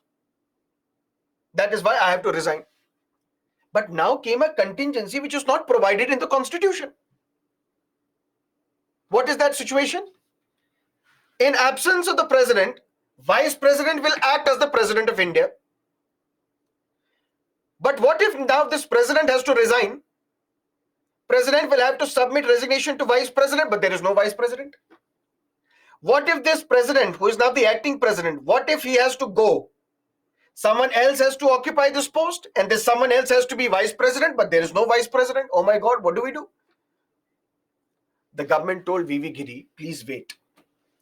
You want to resign? Please wait. But first, let's pass a law to deal with this situation. Because you have to submit your resignation. To whom will you submit the resignation? Vice president, there is nobody. In your absence, vice president has to act as the president of India. Who is that vice president? Nobody. Right? So there is a peculiar situation. Let us pass a law. You sign that law, then you resign. And it is this law which is known as President Discharge of Functions Act 1969. This law says, whenever there is a vacancy in the office of the president, next in line, who will act as the president of India? Vice president. If there is a vacancy in the office of the vice president as well, who will act as the president of India? Chief Justice of India. If there is no Chief Justice of India as well, who will act as the president of India? Senior Judge of the Supreme Court. And we will have at least one of these 33 judges who will act as the president of India. But sir, there is a problem. Yes, my dear, what is the problem? Constitution says under Article 50, what does it say? There shall be separation of power between executive and judiciary. President is the head of the executive. Chief Justice is part of the judiciary. How can a Chief Justice be part of the executive? Is it not violating separation of powers? It is not. Why? Because in 1969, when Zakir Hussain passed away, when VV Giri, who was acting as the President of India, also decides to resign, then Justice Hidayatullah, the Chief Justice of India, he left his post of the Chief Justice, is now acting as the President of India. That means while you are acting as the President of India, Chief Justice, you are not a Chief Justice. You are acting President. Who will be the Chief Justice? The next senior most judge will be the acting Chief Justice. So that Election Commission of India can organize elections. And within 6 months, there will be a new president who will be elected. At that time, I was the acting president. What will I do? Previously, I was a judge. I was the Chief Justice. I will go back to being the Chief Justice of India. Which means you are only acting as the president. Once the president is elected, you come down and you resume your position as the Chief Justice of India. And that's exactly what happened. Long story short, how to deal with contingencies which are not provided in the Constitution. Such as, if there is a vacancy in the office of the president, vice president will act as the president of India. These were the only things mentioned in the Constitution. What if there is no president, there is no vice president either? Then what do we do? There is a contingency, there is an emergency. In that case, the Parliament enacted a law known as President Discharge of Functions Act 1969. And according to this act, if there is a vacancy in the office of the president, vice president will act as the president of India. If there is a vacancy here as well, Chief Justice of India will act as the president of India. But you cannot be the Chief Justice and president at the same time. Just like you cannot be the chairperson of Council of States and president at the same time. You can only act as the president of India. You cannot be the Chief Justice of India as well, which means we are not violating separation of powers.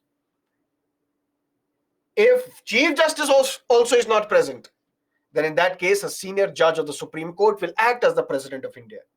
And once the election is over, we have a new president, this individual will go back to judiciary. That is Article 70 of the Constitution. Can CGI directly occupy the president chair or should he first become VP? It's not like you have to cross the stairs and then reach the top post. So first you have to go to the vice president, then jump to president. Vice president post is immaterial. Directly take the post of the president.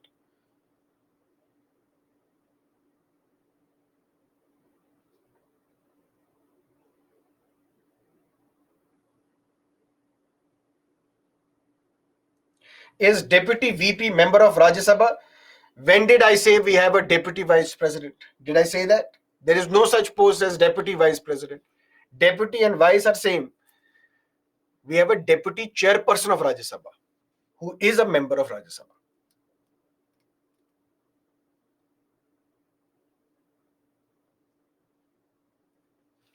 How long vice president acts as the president? 6 months. And within 6 months, election commission should organize elections. But what if it is not possible for election commission to organize elections within 6 months? Election commission can delay, but only due to act of God.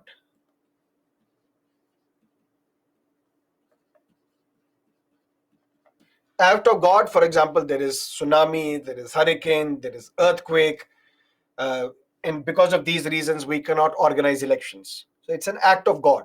Only in the matters of act of God, election commission can delay the conduct of elections beyond 6 months. Otherwise, within 6 months, you have to hold elections.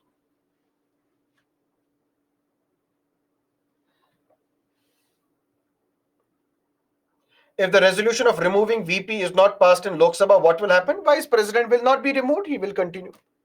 And any dispute arising out of the election of the President or Vice President shall be inquired into and decided by the Supreme Court, whose decision shall be final.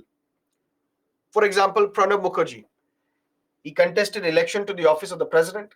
His opponent was P.A. Sangma. P.A. Sangma alleged that after the election that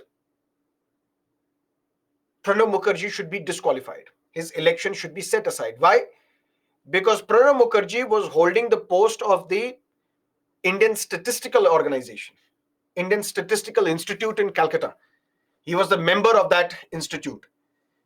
And as a legislator, as the president, you can't be holding an office of profit if you have to contest elections.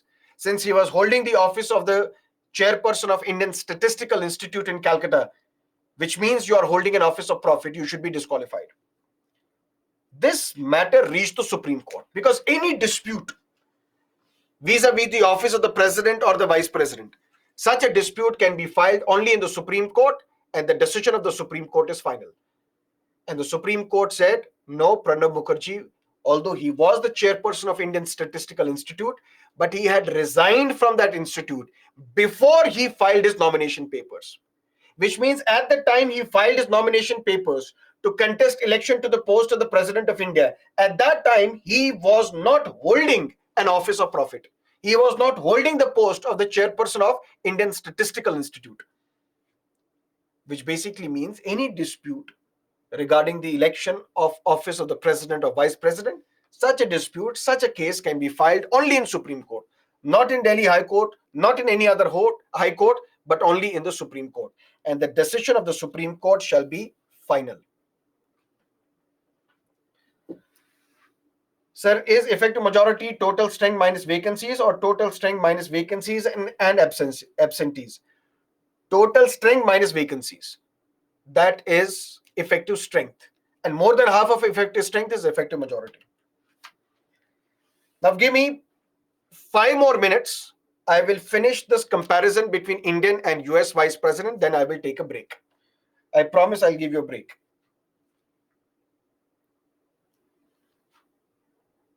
In US, we have the President of the United States of America. We have the Vice President as well.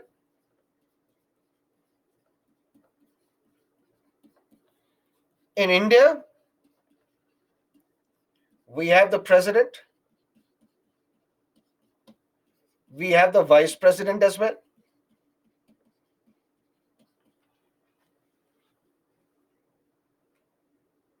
Clear? Indian Vice President and US Vice President, they have one thing in common. Both are chairpersons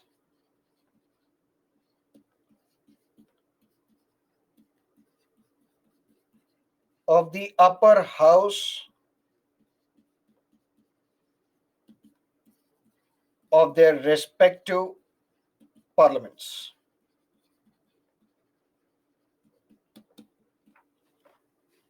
In US, we say they have a Congress. In India, we say we have a parliament.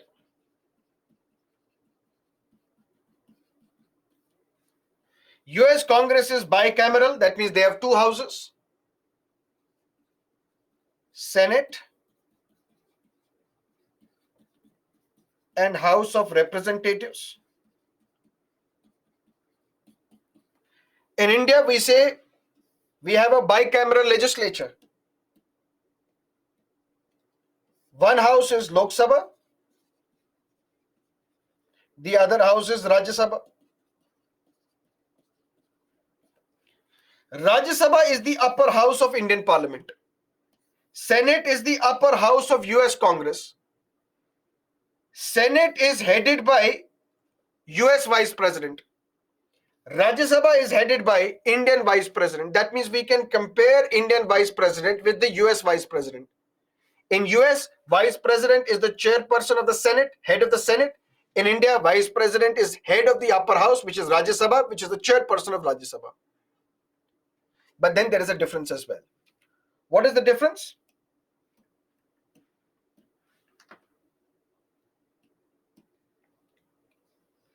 United States and India. The President of the United States has a term of 4 years. The President of India has a term of 5 years. What if in India, the President's office got vacant after 2 years? Vacancy can be because of death, resignation, or impeachment. What if after 2 years, there is a vacancy? What will the Vice President do? Vice President will act as the President.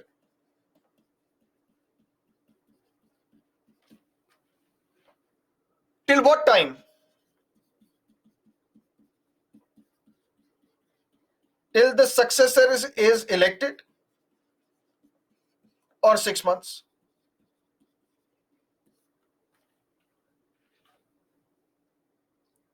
Which means if in India, the President's office is now vacant, which cannot remain vacant because somebody has to occupy this post, Vice President will act as the President of India. For how long? Till the time successor is elected, or 6 months. That means within 6 months, Election Commission has to necessarily organize elections, hold elections to elect the President of India. Till that time, I as the Vice President will act as the President of India. Or Election Commission may decide to hold election in 1 month. And in 1 month, we have the successor. In 1 month, we have the next president. And now this Vice President will go back to the office of the Vice President because we have a president who has been elected. That means maximum time that the Vice President can act as the President of India in India is 6 months. But in United States, if the term of president is 4 years, what if after 1 year there is a vacancy? In that case, the Vice President, Kamala Harris,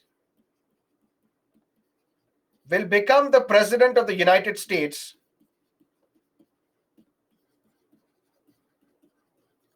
for the remainder of the term.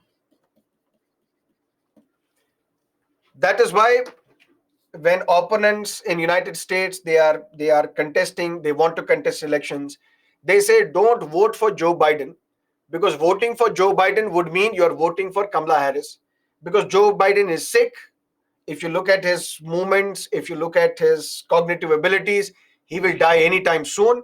So basically you will have a Kamala Harris becoming the President of the United States, which basically means if the term of the US President is 4 years, And after 1 year, if a vacancy has arisen, which means that the president has died, then what is the term left? 3 years. Vice president will become the president of the United States for the remainder of the term, which is 3 years. That's the difference between Indian vice president and the American vice president. In India, the vice president acts as the president of India for 6 months or till the time successor is elected. And in United States, the vice president becomes the president of the United States for the remainder of the term, whatever term is left. That's the difference between the two.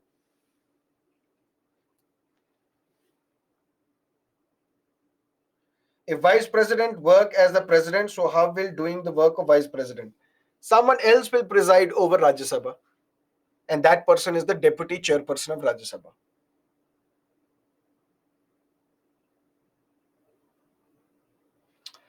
Okay, that is it for now. We will meet at 8:45.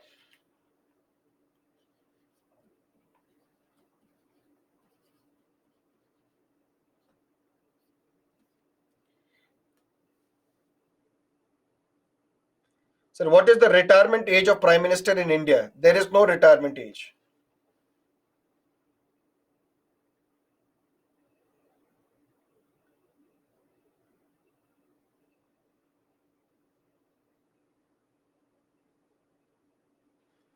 During Indira Gandhi as Prime Minister, she passed a constitutional amendment that no case can be filed in court against the Prime Minister. Is that repeal?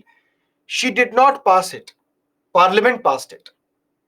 But Supreme Court said that is unconstitutional. So that is not present right now.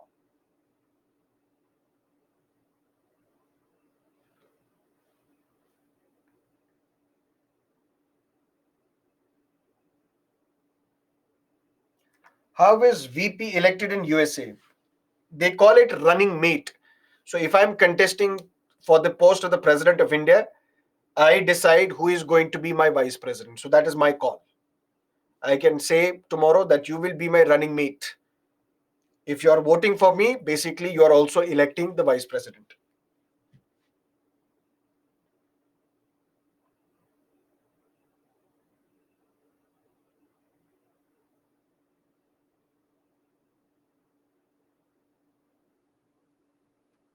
Okay, see you at 8:45.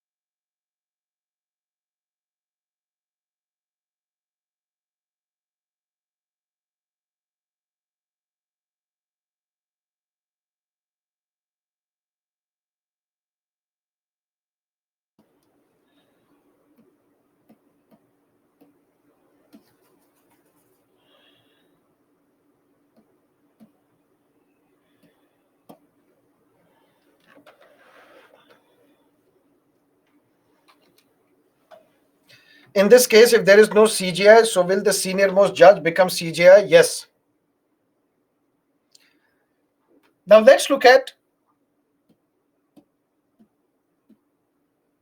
Council of Ministers and what is the difference between Council of Ministers and the Cabinet. Union Executive consists of President, Vice President. These are the two institutions we have discussed. But the Office of President, we will keep on revisiting whenever we discussed other institutions, particularly legislature. The Office of Vice President, we will revisit again when we will compare it with the Office of the Speaker of the Lok Sabha. So what is an additional power which is given to the Speaker of the Lok Sabha, which is not given to the chairperson of the Rajya Sabha, that we will discuss in Union Legislature. Now we will discuss Prime Minister and the Council of Ministers. After that, we will take a look at previous year's question papers. Attorney General for India, we will discuss on Monday, and on Monday, we will start Union Legislature as well. And please, please, please, even if you have missed some of these lectures, but don't miss the lectures of the next week. Those are going to be the most important ones for your mains as well as prelims examination. Clear? We say Constitution has provided for a parliamentary form of government. And we say one implication of that, or one definition of a parliamentary form of government, is that Council of Ministers are responsible to Lok Sabha, which means the Prime Minister and his Council of Ministers, as long as they have the majority in Lok Sabha, they will survive. The moment they lose majority in Lok Sabha, they have no other option but to resign. And we say the majority required for Prime Minister and his Council of Ministers to survive is simple majority. Even if the Prime Minister and his Council of Ministers, they do not enjoy simple majority in Rajya Sabha, doesn't matter. Why? Because parliamentary form of democracy means Council of Ministers are responsible to Lok Sabha. Why Lok Sabha? Because Lok Sabha is directly elected by the people. Rajya Sabha is not directly elected by the people. We will discuss on Monday how Rajya Sabha MPs are elected. But Rajya Sabha MPs are basically elected by the MLAs. So if there are 31 vacancies, 31 seats in the Rajya Sabha allocated to UP MLAs will vote to elect these 31 MPs to Rajya Sabha, which means Rajya Sabha MPs are not directly elected by the people. But parliamentary form of democracy means government should be accountable to public. Government should be responsible to the public. And this government, which is Prime Minister and his Council of Ministers, they are accountable to public because public is electing members of Lok Sabha directly. That is what we call parliamentary form of government or parliamentary form of democracy. Article 74, which we have discussed, it says there shall be Council of Ministers with Prime Minister at its head to aid and advise the President, who shall act on that advice, provided the President may ask for reconsideration of that advice. But once the advice is given, the President will have to act on that advice which has been retendered by the Prime Minister and his Council of Ministers, which basically means we have something known as the de facto and de jure. Who is the de jure head of the government? President. Which means according to the law, according to the constitution, who is the head of the government? Because we say all executive powers are vested in the name of the president. So the real power is with the president. But president exercises these powers only on the advice of the Prime Minister and his Council of Ministers. So by the fact of it, de facto head is the Prime Minister.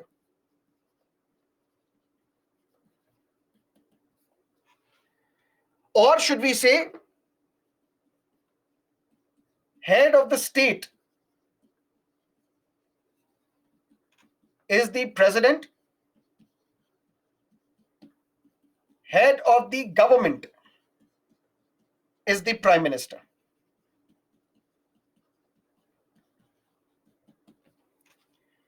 As soon as elections are over, the first step is choosing the Prime Minister. Article 75 says the Prime Minister shall be appointed by the President and other ministers shall be appointed by the President on the advice of the Prime Minister. That means whenever elections are held, Lok Sabha elections are held, which happens after every 5 years, the immediate next step is that we have to form the government. That means we have to find a Prime Minister. And this is where the President has some discretion. Can President appoint anybody as the Prime Minister? Yes. But normally, President appoints a Prime Minister who is the leader of a party which has won the elections.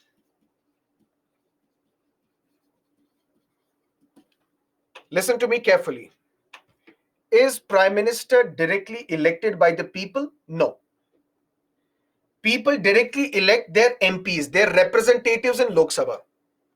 And then these representatives have to choose one amongst them as the leader, and this leader will be appointed as the Prime Minister by the President. For example, in 2019 Lok Sabha elections, 543 MPs were elected. Now they have to choose one person as the Prime Minister. And normally it is the person who has the majority in the Lok Sabha. Which political party has the majority in Lok Sabha? The BJP. The BJP decided to nominate Mr. Modi, and Mr. Modi was appointed as the Prime Minister. Same happened in 2014 as well. People elected 543 MPs.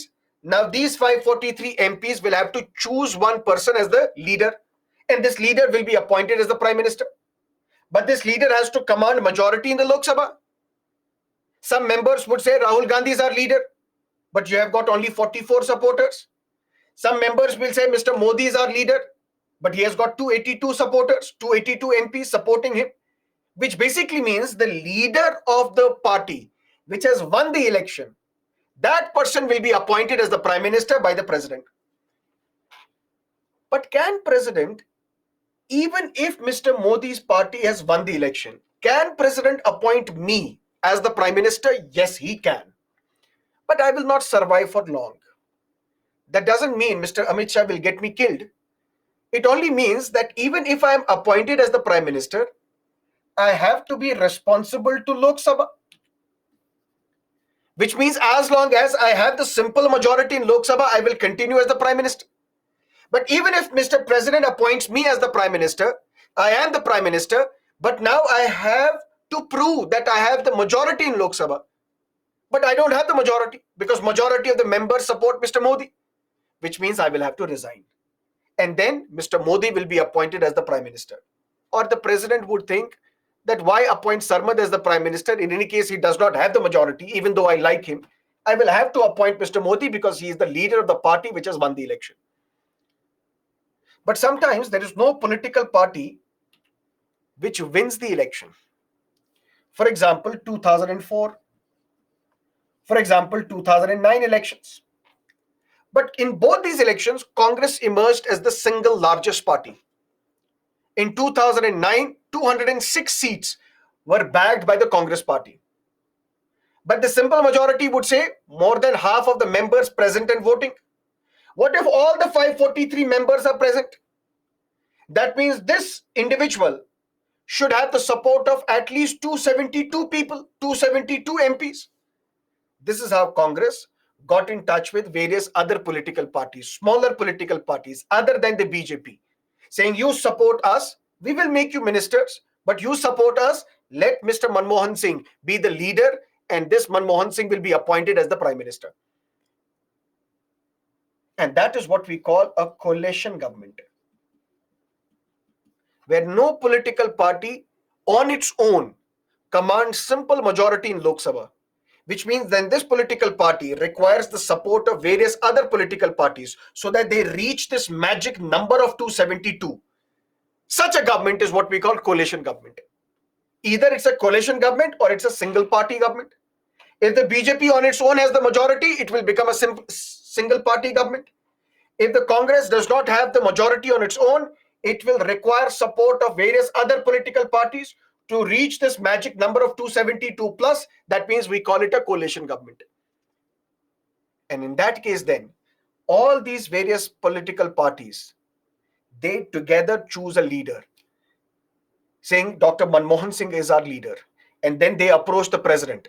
They give the president the list of the leaders. They give the president the list of the MPs who support Dr. Manmohan Singh. And once the president is satisfied that yes, this person has the majority in Lok Sabha, the president appoints this person as the chief, as the prime minister. What if there is still no political party who is able to form the government on its own? No coalition government also is possible? Then the president has a discretion. He can appoint anybody as the prime minister. But once this person has been appointed as the prime minister, only on the advice of this prime minister can the president appoint other members of the council of ministers, other ministers. President cannot appoint someone else who has not been recommended by the prime minister. Yes, in choosing a prime minister, the president may have a discretion. The president may act on his own. But while the president has appointed the prime minister, only on the advice of the prime minister, other council of ministers are to be appointed. And then this prime minister and the council of ministers, whatever advice they tendered to the president, that is binding on the president. And Article 74, Clause 2 says, the advice tendered by council of ministers to the president shall not be inquired into any court of law. Which means whenever Supreme Court has to take any decision, it has to go by the evidence. It has to go by the documents. It can inquire into the evidence. It can inquire into the documents to come to a point, to come to a verdict, to come to a judgment. But there is some amount of secrecy which is provided to the dealings of the government by the constitution itself, saying whatever advice is given by council of ministers to the president, that cannot be inquired into any court of law. The court cannot ask the prime minister, show me what advice you have given the president. No, that's the limitation on the judiciary. The court cannot ask the president, please tell us what is the advice that was given to you by prime minister and his council of ministers. No, that is beyond the scope of judiciary. And the council of ministers shall be collectively responsible to Lok Sabha. What is this collective responsibility? For that, we need to understand what is collective responsibility and what is individual responsibility. Collectively, council of ministers and the prime minister, they are accountable to Lok Sabha. But individually, council of ministers and the prime minister are responsible to the president. What is the difference? Prime minister is appointed by president. Individually, prime minister is responsible to the president. The president will have the power to ask the prime minister, how are you taking decisions? How are you acting on specific matters? What are the bills that you're trying to bring before the parliament? Please tell me. Because you individually, you are responsible to me. Individually, ministers are also responsible to the president. And this is what we call doctrine of pleasure.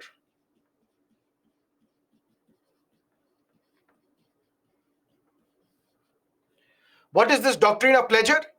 That means the ministers hold office during the pleasure of the president. As long as the president is comfortable with these ministers will continue. The moment president loses the confidence of these ministers, withdraws his pleasure, these ministers shall be removed. But we are a parliamentary democracy, where prime minister is the real head of the government. President is only a nominal head, a constitutional head. We say this doctrine of pleasure is not the personal pleasure of the president. It is basically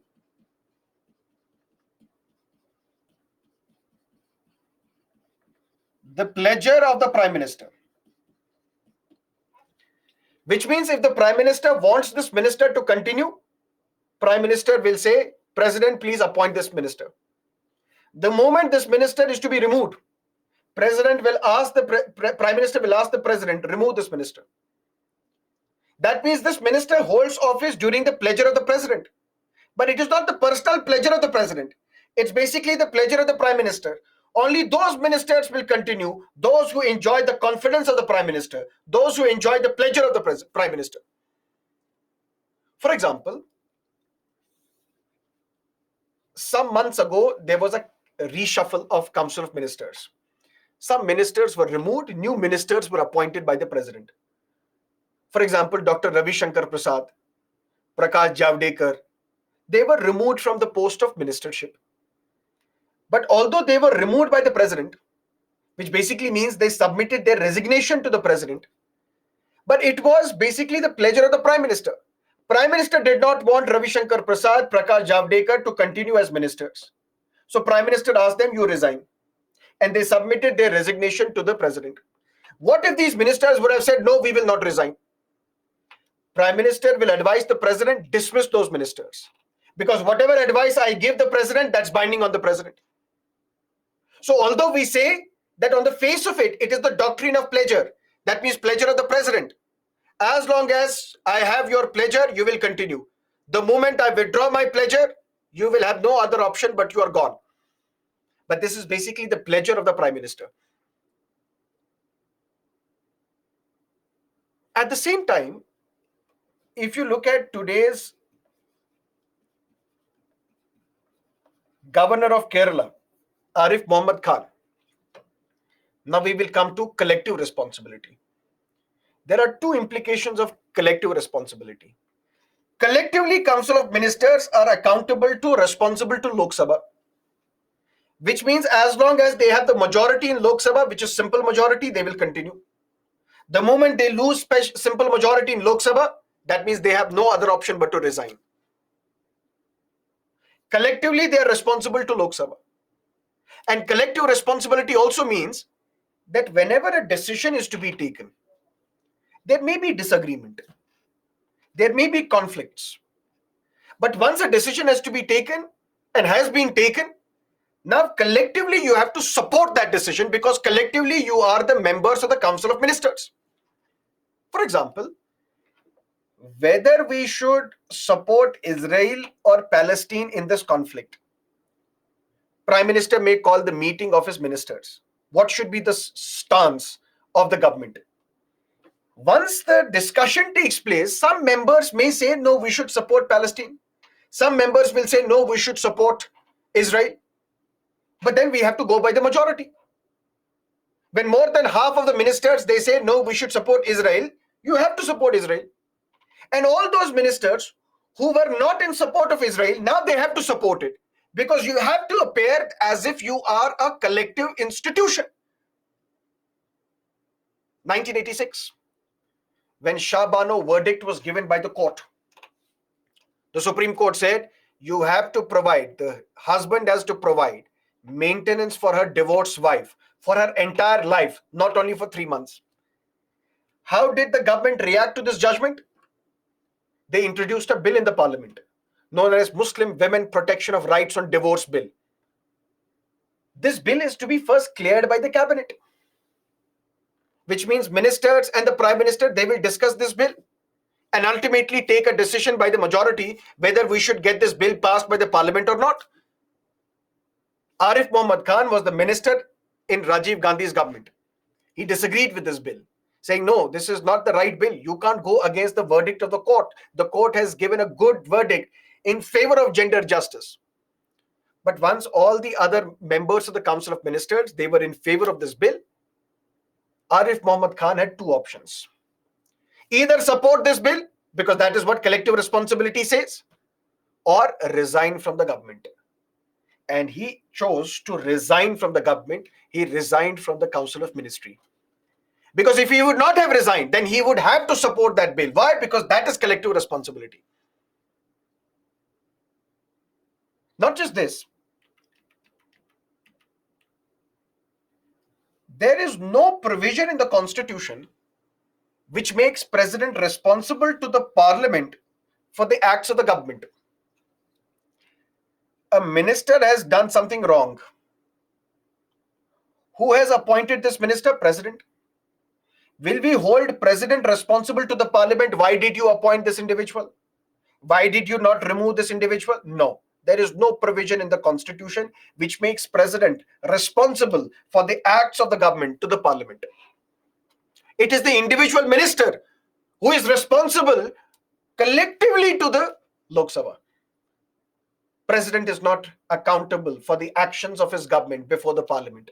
Why? Because president is a rubber stamp. Accountability should be of the prime minister. Accountability should be of the ministers, not the president. That's another important point. Further, what should be the total number of ministers? Let's say, for example, there is a political party, BJP, Congress, Communists, and others. All of us are contesting the election, Lok Sabha election. But no political party got the majority. That means single party government is not possible. What we have to do now? We have to see which political party is able to act like a magnet, attracting various political parties so that you achieve this magic number of 272. But why would other political parties support you? They need something in return. And what they need in return is that you want to become a minister. And over a period of time, this Council of Ministers list, it became so huge, so wide that almost everybody was appointed as a minister. Even the departments were split so that you can be appointed as a minister for this department, you can be appointed a minister of this department. Otherwise, this political party will not support me. But if the number of ministers increase, that means the number of expenditures also increase. That means number of cars, number of government vehicles, number of government bungalows, number of government staff, number of salaries will also increase. This was a huge burden on the state revenue. This was a huge burden on the state exchequer. This was a huge burden on the finances of the government. Thanks to Atal Bihari Vajpayee, when he was the Prime Minister, Constitution was amended. 91st Constitutional Amendment Act was passed. And now this 91st Constitutional Amendment Act fixes a limit. What is the limit? The entire Council of Ministers, including the Prime Minister, should not be more than 15% of Lok Sabha. Whatever is the total strength of Lok Sabha, 543, the Council of Ministers should not be more than 15% of the Lok Sabha strength. That means we can have 80 odd ministers, not more than that. Minimum number of ministers that can be appointed are 12. Maximum it can go up to is not more than 15% of the strength of Lok Sabha. And that is why we say minimum government, maximum governance. If the number of ministers is not a huge list, it's not a huge number, it's a smaller number, an approachable number, a genuine number, they will be able to give maximum governance to the people. Minimum government, maximum governance. That was the motto. That was the slogan of Prime Minister when he came to power.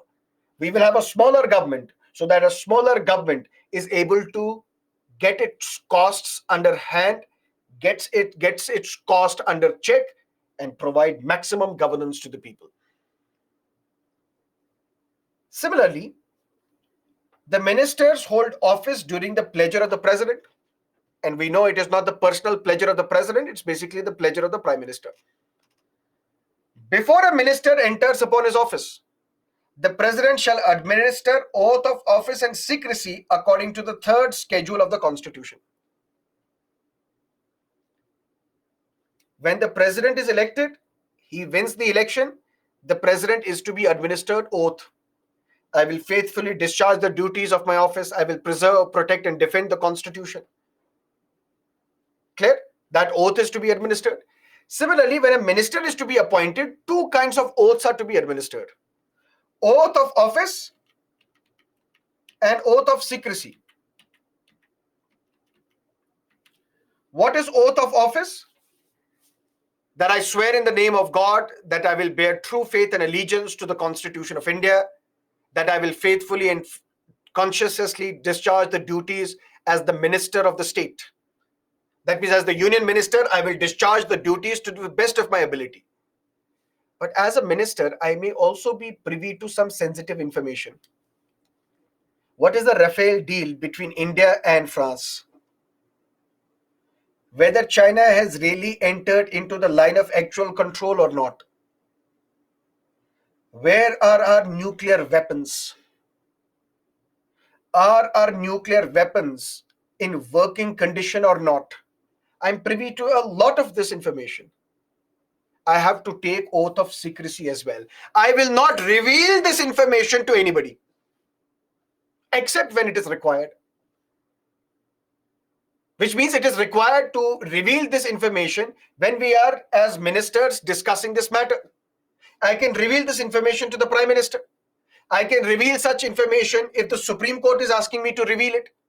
But I will not reveal it to my relatives. I will not reveal it to my friends. I will not reveal it to the business people, so that these business people are benefited from this information. Oath of office as well as secrecy. Plus, we say that in India, this Prime Minister can be either from Lok Sabha or Rajya Sabha. For example, in UK, the Prime Minister has to be from lower house, which is House of Commons. Because in Britain also, they have a bicameral legislature, where the British Parliament consists of two houses: House of Lords, which is upper house; House of Commons, which is lower house. House of Commons, they are directly elected by the people. And the Prime Minister has to be necessarily from House of Commons. But in India, there is no such requirement. The Prime Minister can be from Lok Sabha, directly elected by the people. The Prime Minister can be Rajya Sabha, indirectly elected by the people. Mr. Modi is the Prime Minister, but he also is a member of Lok Sabha. Dr. Manmohan Singh was the Prime Minister, but he was the member of Parliament of Rajya Sabha. That means in India, this Prime Minister can be either from Lok Sabha or can be from Rajya Sabha. But can I be appointed as the Prime Minister today, despite the fact that I'm neither member of Lok Sabha nor Rajya Sabha? Yes, I can be. But for that, what I have to do, within 6 months, I have to get myself elected to either Lok Sabha or Rajya Sabha. If within 6 months of my appointment as the Prime Minister, I'm getting myself elected to either Lok Sabha or Rajya Sabha, I will continue as the Prime Minister. Otherwise, I will have to resign. Because I am part of the executive. And we draw executive from the legislature. That's parliamentary democracy. If right now I'm not part of the legislature, but I have to become part of the legislature within 6 months. If I am, I will continue as the Prime Minister. If I'm not, then I will cease to remain a minister. Similarly, a minister. For example, Dr. Subramanyam Jaishankar, External Affairs Minister, Foreign Affairs Minister. When he was appointed as the minister in 2019, he was not a member of Lok Sabha, nor was he a member of Rajya Sabha. He was still appointed as a minister. Could he have been appointed? Yes. But within 6 months, you have to get yourself elected to either Lok Sabha or Rajya Sabha. And within 6 months, he got elected to Rajya Sabha and continues as a minister. But if you cannot get yourself elected to either Lok Sabha or Rajya Sabha, within 6 months of your appointment, you shall cease to be a minister. So what is Prime Minister and his Council of Ministers? Prime Minister is appointed by President. On the advice of the Prime Minister, other Council of Ministers are appointed by the President. Prime Minister and his Council of Ministers, they are collectively responsible to Lok Sabha, but individually they are responsible to the President. The size of the Prime Minister and his Council of Ministers shall not exceed 15% of the Lok Sabha. And whatever advice we give to the President cannot be inquired into any court of law. And all these ministers hold office during the pleasure of the president, which basically means pleasure of the prime minister. Which means as long as prime minister wants you to continue as a minister, you will continue. The moment prime minister loses his pleasure in you, if you're not doing well, or if you're not listening to me, or I simply hate you now, I will ask you to resign. If you don't resign, I will ask the president to dismiss you. And it is binding on the president to dismiss this minister. Because whatever advice prime minister gives the president, that's binding on the president. The president may ask once, please, let's not dismiss Amit Shah. No, dismiss him. He's going against me now. President will have no other option but to dismiss the minister. That is the difference between collective responsibility and the individual responsibility. The salaries, allowances of the ministers shall be such as the parliament may from time to time determine and shall be specified in the second schedule. Now we have discussed 4 schedules. Schedule 1 talks about names of the states and union territories. Schedule 4 talks about representation of states in Rajya Sabha. Schedule 2 talks about whenever the salary of these ministers or the parliamentarians are decided. Who decides their salary? Parliament itself. Till the time Parliament enacts a law determining the salary, that salary will be mentioned in second schedule. What is the salary of the president? Mentioned in second schedule. What is the salary of the vice president? Mentioned in the second schedule. What is the salary of the speaker of the Lok Sabha and other legislative assemblies? Mentioned in the second schedule. So second schedule talks about salaries. What is the salary of the judge? Mentioned in the second schedule. What is the salary of the CAG? Mentioned in the second schedule. And schedule 3 talks about oath. The oath of president is mentioned in the constitution itself. The oath of the vice president is mentioned in the constitution itself. But what is going to be the oath of the minister? That is mentioned in the third schedule. What is the oath of the CAG? Mentioned in the third schedule. CAG also has to subscribe to an oath after he is appointed. What is the oath of the judge of the Supreme Court or High Court? That is also mentioned in the third schedule of the Constitution. But now let's look at what is the difference between Council of Ministers and the Cabinet. In the mathematics, for example, if this is a superset, we call it Council of Ministers, including the Prime Minister. So all these 80 odd ministers who are appointed at the central level by the president to the central government, they become part of this wide term or the superset known as Council of Ministers. So Prime Minister and all the ministers appointed by the president, they are part of this group known as Council of Ministers. But within this Council of Ministers, there exists a subset. And that subset is what we call Cabinet.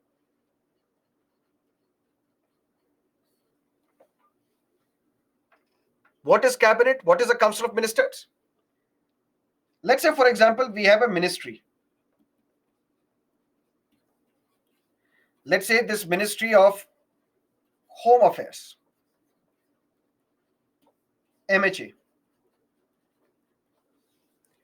It has various departments under it.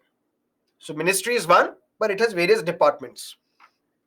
For example, we have Department of Home, Department of Official Language, Department of States, Department of Internal Security, Department of Border Management, Department of Jammu and Kashmir and Ladakh Affairs. These are the 6 departments under Ministry of Home Affairs. Listen to me carefully. Constitution only says Prime Minister is appointed by the President. On the advice of the Prime Minister, other Council of Ministers are appointed. But does Constitution say and talk about Home Minister, External Affairs Minister, Finance Minister, Agriculture Minister, Science and Technology Minister. Does Constitution talk about all these ministers? No. Who talks about them?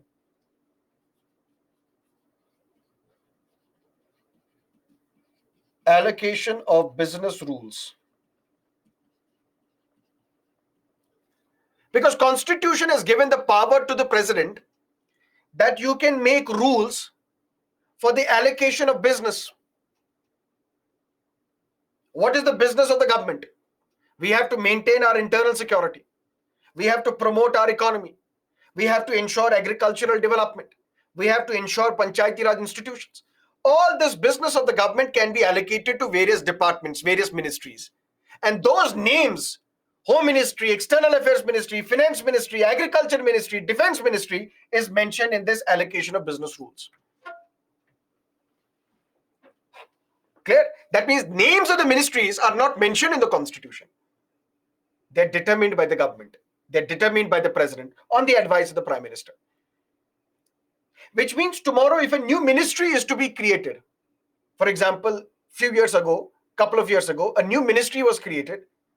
What is the name of that ministry? Can anybody tell me? Ministry of Cooperation. A new ministry was created. For that, you don't have to amend the Constitution. Why? Because Constitution does not talk about various ministries. For that, you just have to change these rules, amend these business rules of 1961. That means ministries are created by the president based on the advice of the Prime Minister. But let's come back to this question. All those ministers appointed, they are part of the superset known as Council of Ministers. But when we look at a ministry, it has various departments as well. Whoever is in charge of the entire ministry becomes a cabinet minister. So Amit Shah is a cabinet minister. Why? Because he heads the entire ministry. Rajnath Singh is a cabinet minister because he heads the entire defense ministry. Srimati Nirmala Sitharaman, always angry. She is the cabinet minister because she is heading the entire finance ministry. But within finance ministry, there are various departments. Department of Revenue, Department of Expenditure, Department of Economic Affairs. Similarly, in Home Ministry, there are various departments. If there is a minister who is in charge of one department or one or more departments, those are what we call ministers of state. MOS. That means a minister of state reports to cabinet minister. Who is a cabinet minister? Somebody who heads the entire ministry. Who reports to this cabinet minister? Minister of state. And who is this minister of state? Somebody who is in charge of one or more departments within the ministry. Then we have somebody known as Minister of State with independent charge.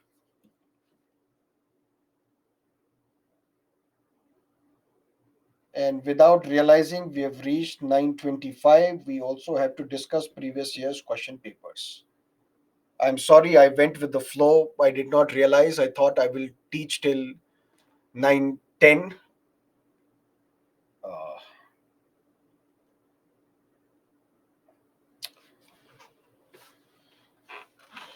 And I also understand that some of you may have to go to office.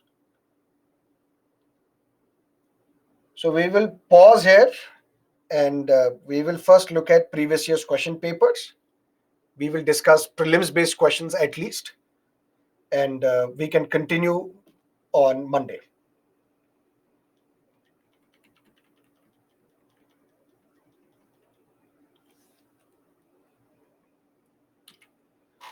Under the Indian Constitution, concentration of wealth violates what? This question was asked in 2021.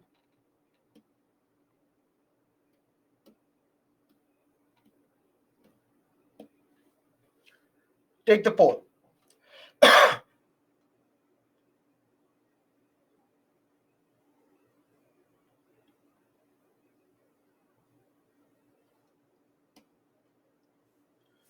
This is the leaderboard. You have to be very quick. Laksh has his Laksh in sight. Under the Indian Constitution, concentration of wealth violates Article 39, Clause C. The operation of economic system should not result in the concentration of wealth to a common detriment. Should not result in the concentration of wealth in fewer hands. Article 39C is what? Directive principles of state policy. B is the right answer. Love the way you teach, sir. We also forget in this flow. That is reassuring. Let's look at another question. What is the position of right to property in India?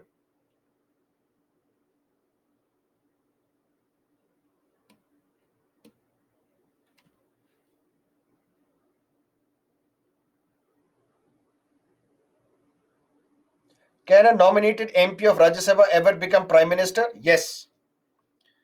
44% students are right. Laksh has again topped. What is the legal position of right to property? It used to be a fundamental right, but now it's a constitutional right under Article 300 capital A. So when we say neither fundamental right nor legal right, it is wrong because it is a legal right. It's a constitutional right. Constitutional rights are legal rights. Fundamental right available to citizens only? No, it used to be a fundamental right, but now it is not. When it was a fundamental right, it was available only to citizens. Because Article 19 is applicable only to citizens. Now, once it has become a constitutional right, it is available to any person. So, legal right available to any person. If it was a fundamental right, it would have been available to citizens only. So, B is the right answer. Clear? Very good. Question number 13. Or this question was asked in 2013. Consider the following statements. First, I have to read the question. An amendment to the Constitution of India can be initiated by an introduction of a bill in the Lok Sabha only. If such an amendment seeks to make changes in the federal character of the Constitution, the amendment also needs ratification by the legislatures of all the states. Which of the statements are correct? Okay. Tell me.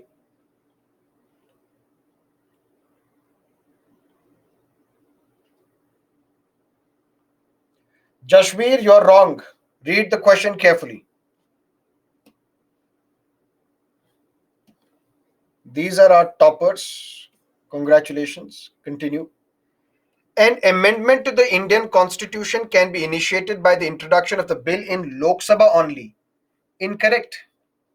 Can be initiated in Rajya Sabha also. That's why I told you, look at the flow. This bill can be introduced by a minister or by a private member without the prior recommendation of the president in Lok Sabha or Rajya Sabha, in either of the two houses. If such an amendment seeks to make changes in the federal character of the Constitution, the amendment also requires to be ratified by legislatures of at least half of the states, not all the states. So this is also incorrect. Which of the statements are correct? D, neither one nor two. Very good. This question was asked in 2020 with reference to the provisions contained in Part 4. Part 4 deals with the directive principles of state policy. Which of the following statements are correct? They shall be enforceable by courts. They shall not be enforceable by any court.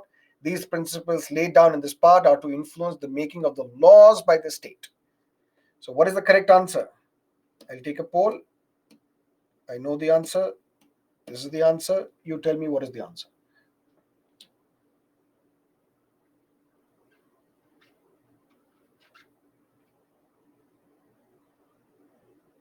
%74% students are right. Very good.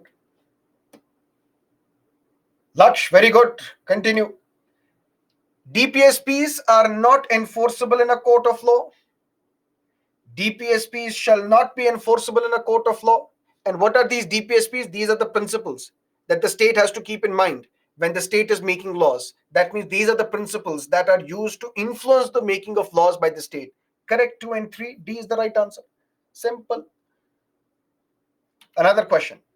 Which principle among the following was added to the directive principles of state policy by the 42nd Amendment to the Constitution? Very factual question.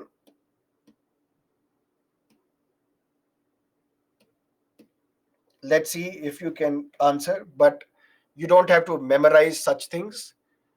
Such a question may be asked once in a while, but you should not spend hundreds of hours in just remembering and memorizing which DPSP was added when.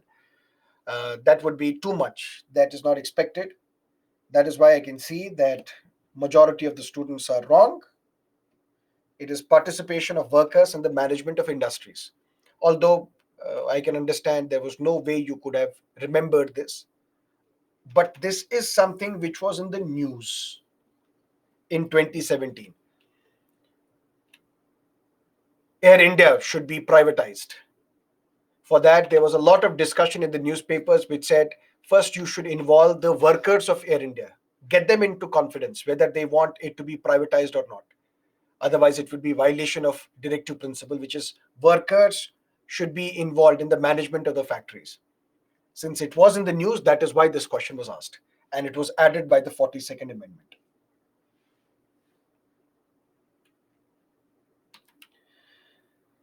Consider the following statements with reference to the Constitution of India. The directive principles of state policy constitute limitations upon legislative function, executive function. I'll give you 15 seconds for this question. Please answer.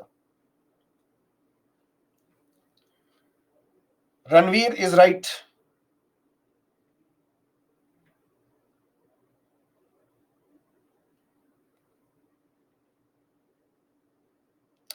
37% students are right. Very good.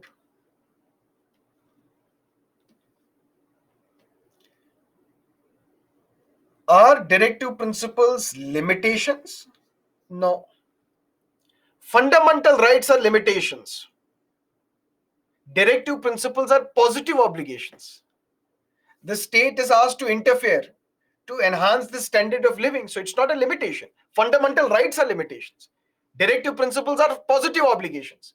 So these DPSPs are neither limitations on executive nor legislative function. DPSPs are not limitations. Fundamental rights are. D is the right answer. Consider the following statements regarding DPSPs. The principles spell out the socio-economic democracy in the country. The provisions contained in these principles are not enforceable by any court. Which of these statements are correct? 10 seconds. Easy question.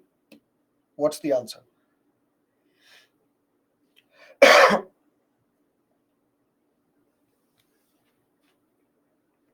1 second to go. 77% students are right. Very good. The principles spell out socio-economic democracy, correct? Fundamental rights are for political democracy. Directive principles are for socio-economic democracy. These are not enforceable in a court of law because that is the characteristic of DPSP under Article 37. So both these statements are correct. In the Constitution of India, promotion of international peace and security is included in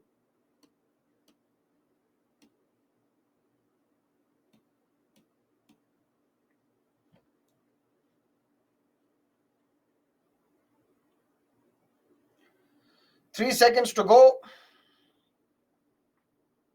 63% students are right. Very good. Promotion of international peace and security is included in Article 51. The state shall ensure international peace is promoted and protected. Directive principles of state policy. 2017, the main advantage of the parliamentary form of government is that the executive and legislature work independently. It provides continuity of policy and is more efficient. The executive remains responsible to the legislature. The head of the government cannot be changed without election. I will give you some extra time on this.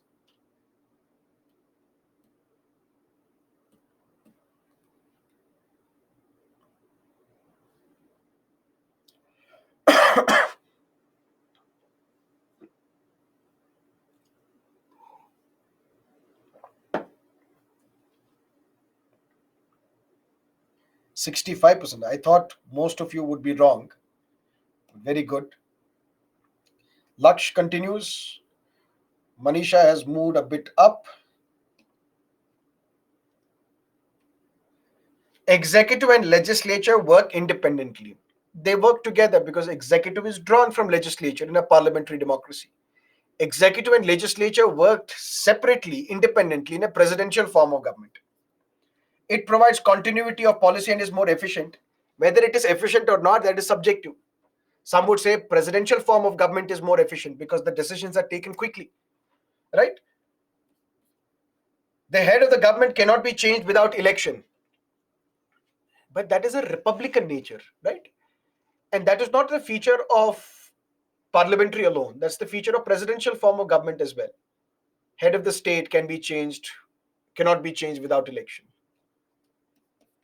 The executive remains responsible to the legislature. Council of Ministers, who are part of executive, they remain responsible to Lok Sabha, which is also a legislature.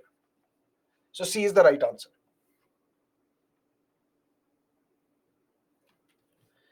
Economic justice as one of the objectives of the Indian Constitution has been provided in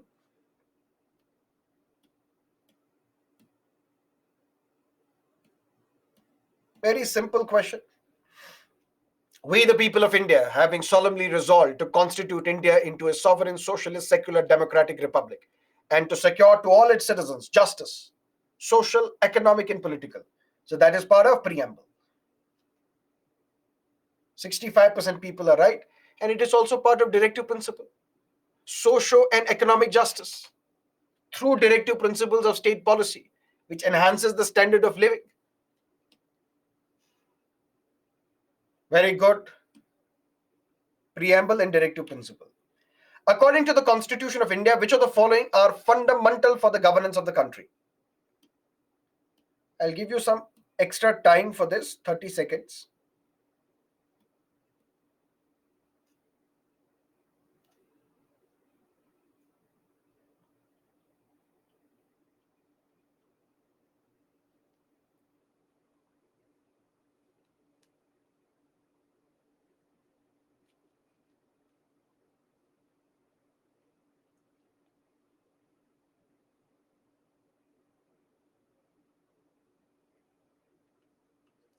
Three seconds to go.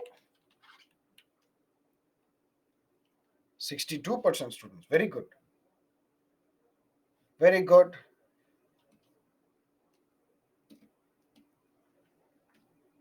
According to Constitution, which Constitution? Article 37. Directive principles are not enforceable in a court of law. Nevertheless, it shall be the duty of the state to implement directive principles, because these directive principles are necessary these are fundamental for the governance of the country. C is the right answer. 2017, which of the following constitutional amendments states that the total number of ministers, including the Prime Minister, in the Council of Ministers shall not exceed 15% of the total number of members of the House of the People? This is something that we discussed just now. Maybe you need a little less time for this. What is the answer? Even then, I'm not expecting 100% students to mark it correct. But let's hope we can cross 70% at least. Very good. 79% Janta is correct. 91st Constitutional Amendment Act. 2007. The Council of Ministers in the Union is collectively responsible both to Lok Sabha as well as Rajya Sabha. The members of both Lok Sabha and Rajya Sabha are eligible to be ministers of the Union government.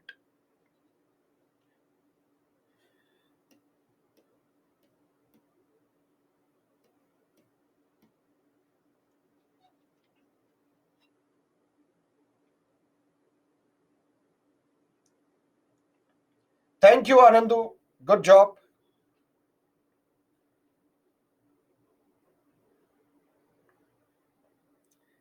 %66. Why it should have been 80%? Council of Ministers are collectively responsible both to Lok Sabha as well as Rajya Sabha, not to Rajya Sabha, because parliamentary democracy is you should be accountable only to Lok Sabha. So A is wrong, incorrect. Members of both Lok Sabha and Rajya Sabha are eligible to be the members of the union government, correct. Subramaniam Jaishankar example, Dr. Manmohan Singh example. So A is false, but R is true. Question asked in 2012, the Prime Minister of India at the time of his or her appointment need not necessarily be a member of one of the houses, but must become a member of one of the houses within 6 months. Need not necessarily be a member of one of the houses, but must become a member of Lok Sabha within 6 months. Must be a member of one of the houses. Must be a member of Lok Sabha. And must be an easy question. And must be answered correctly by at least 80% of the students. If it doesn't happen, I'm not coming from Monday.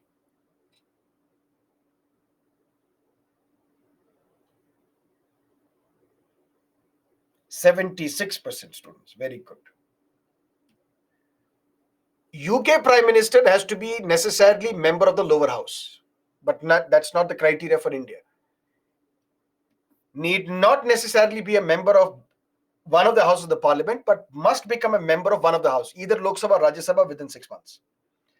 Question 2017. Out of the following statements, choose the one that brings out the principle underlying cabinet form of government, which basically means parliamentary form of government. An arrangement for minimizing the criticism against the government whose responsibilities are complex and hard to carry out to the satisfaction of all. A mechanism for speeding up the activities of the government whose responsibilities are increasing day by day. A mechanism of parliamentary democracy for ensuring collective responsibility of the government to the people. A device for strengthening the hands of the head of the government whose hold over the people is in a state of decline.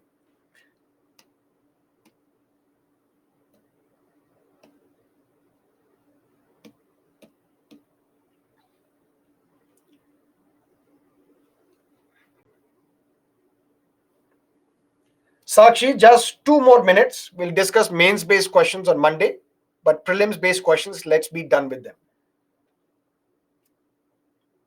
75% students are right. Very good.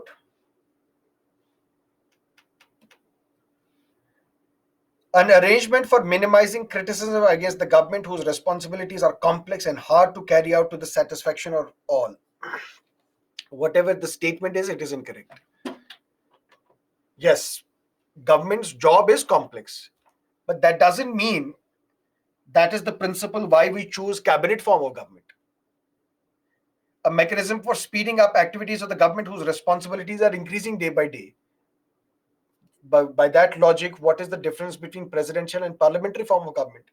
In presidential form of government also, you can speed up the process. In fact, that is quick. A device for strengthening the hands of the head of the government whose hold over a period of over the people is in a state of decline. That is just too vague a statement, too sweeping an argument, saying the head of the government, his position is on a decline, which is not the case.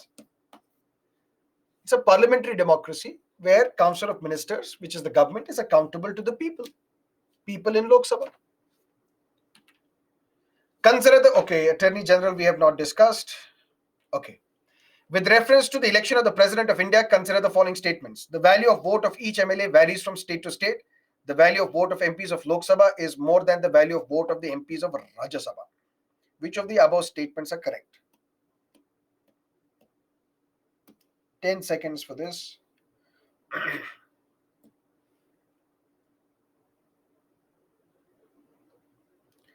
The value of vote of each MLA varies from state to state because it's based on the population of 1971.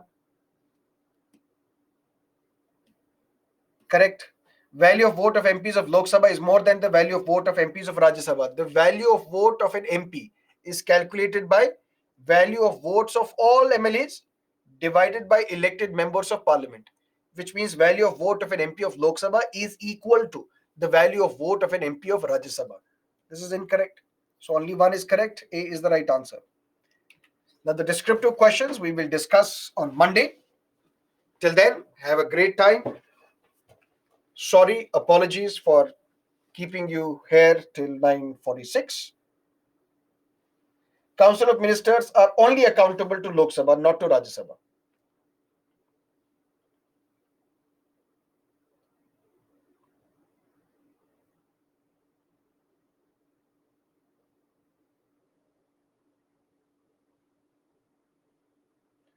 Congratulations, Milind.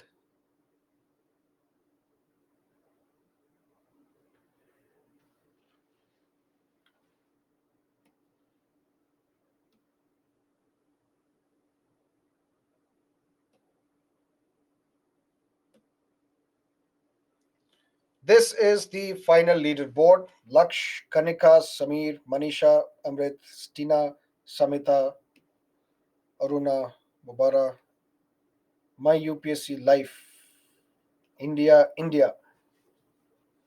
Rohit Sharma is in form, and Rohit Sharma is in form here as well. Thank you so much for staying with me. See you on Monday, 6 o'clock in the morning. Till then, have a great time. Goodbye.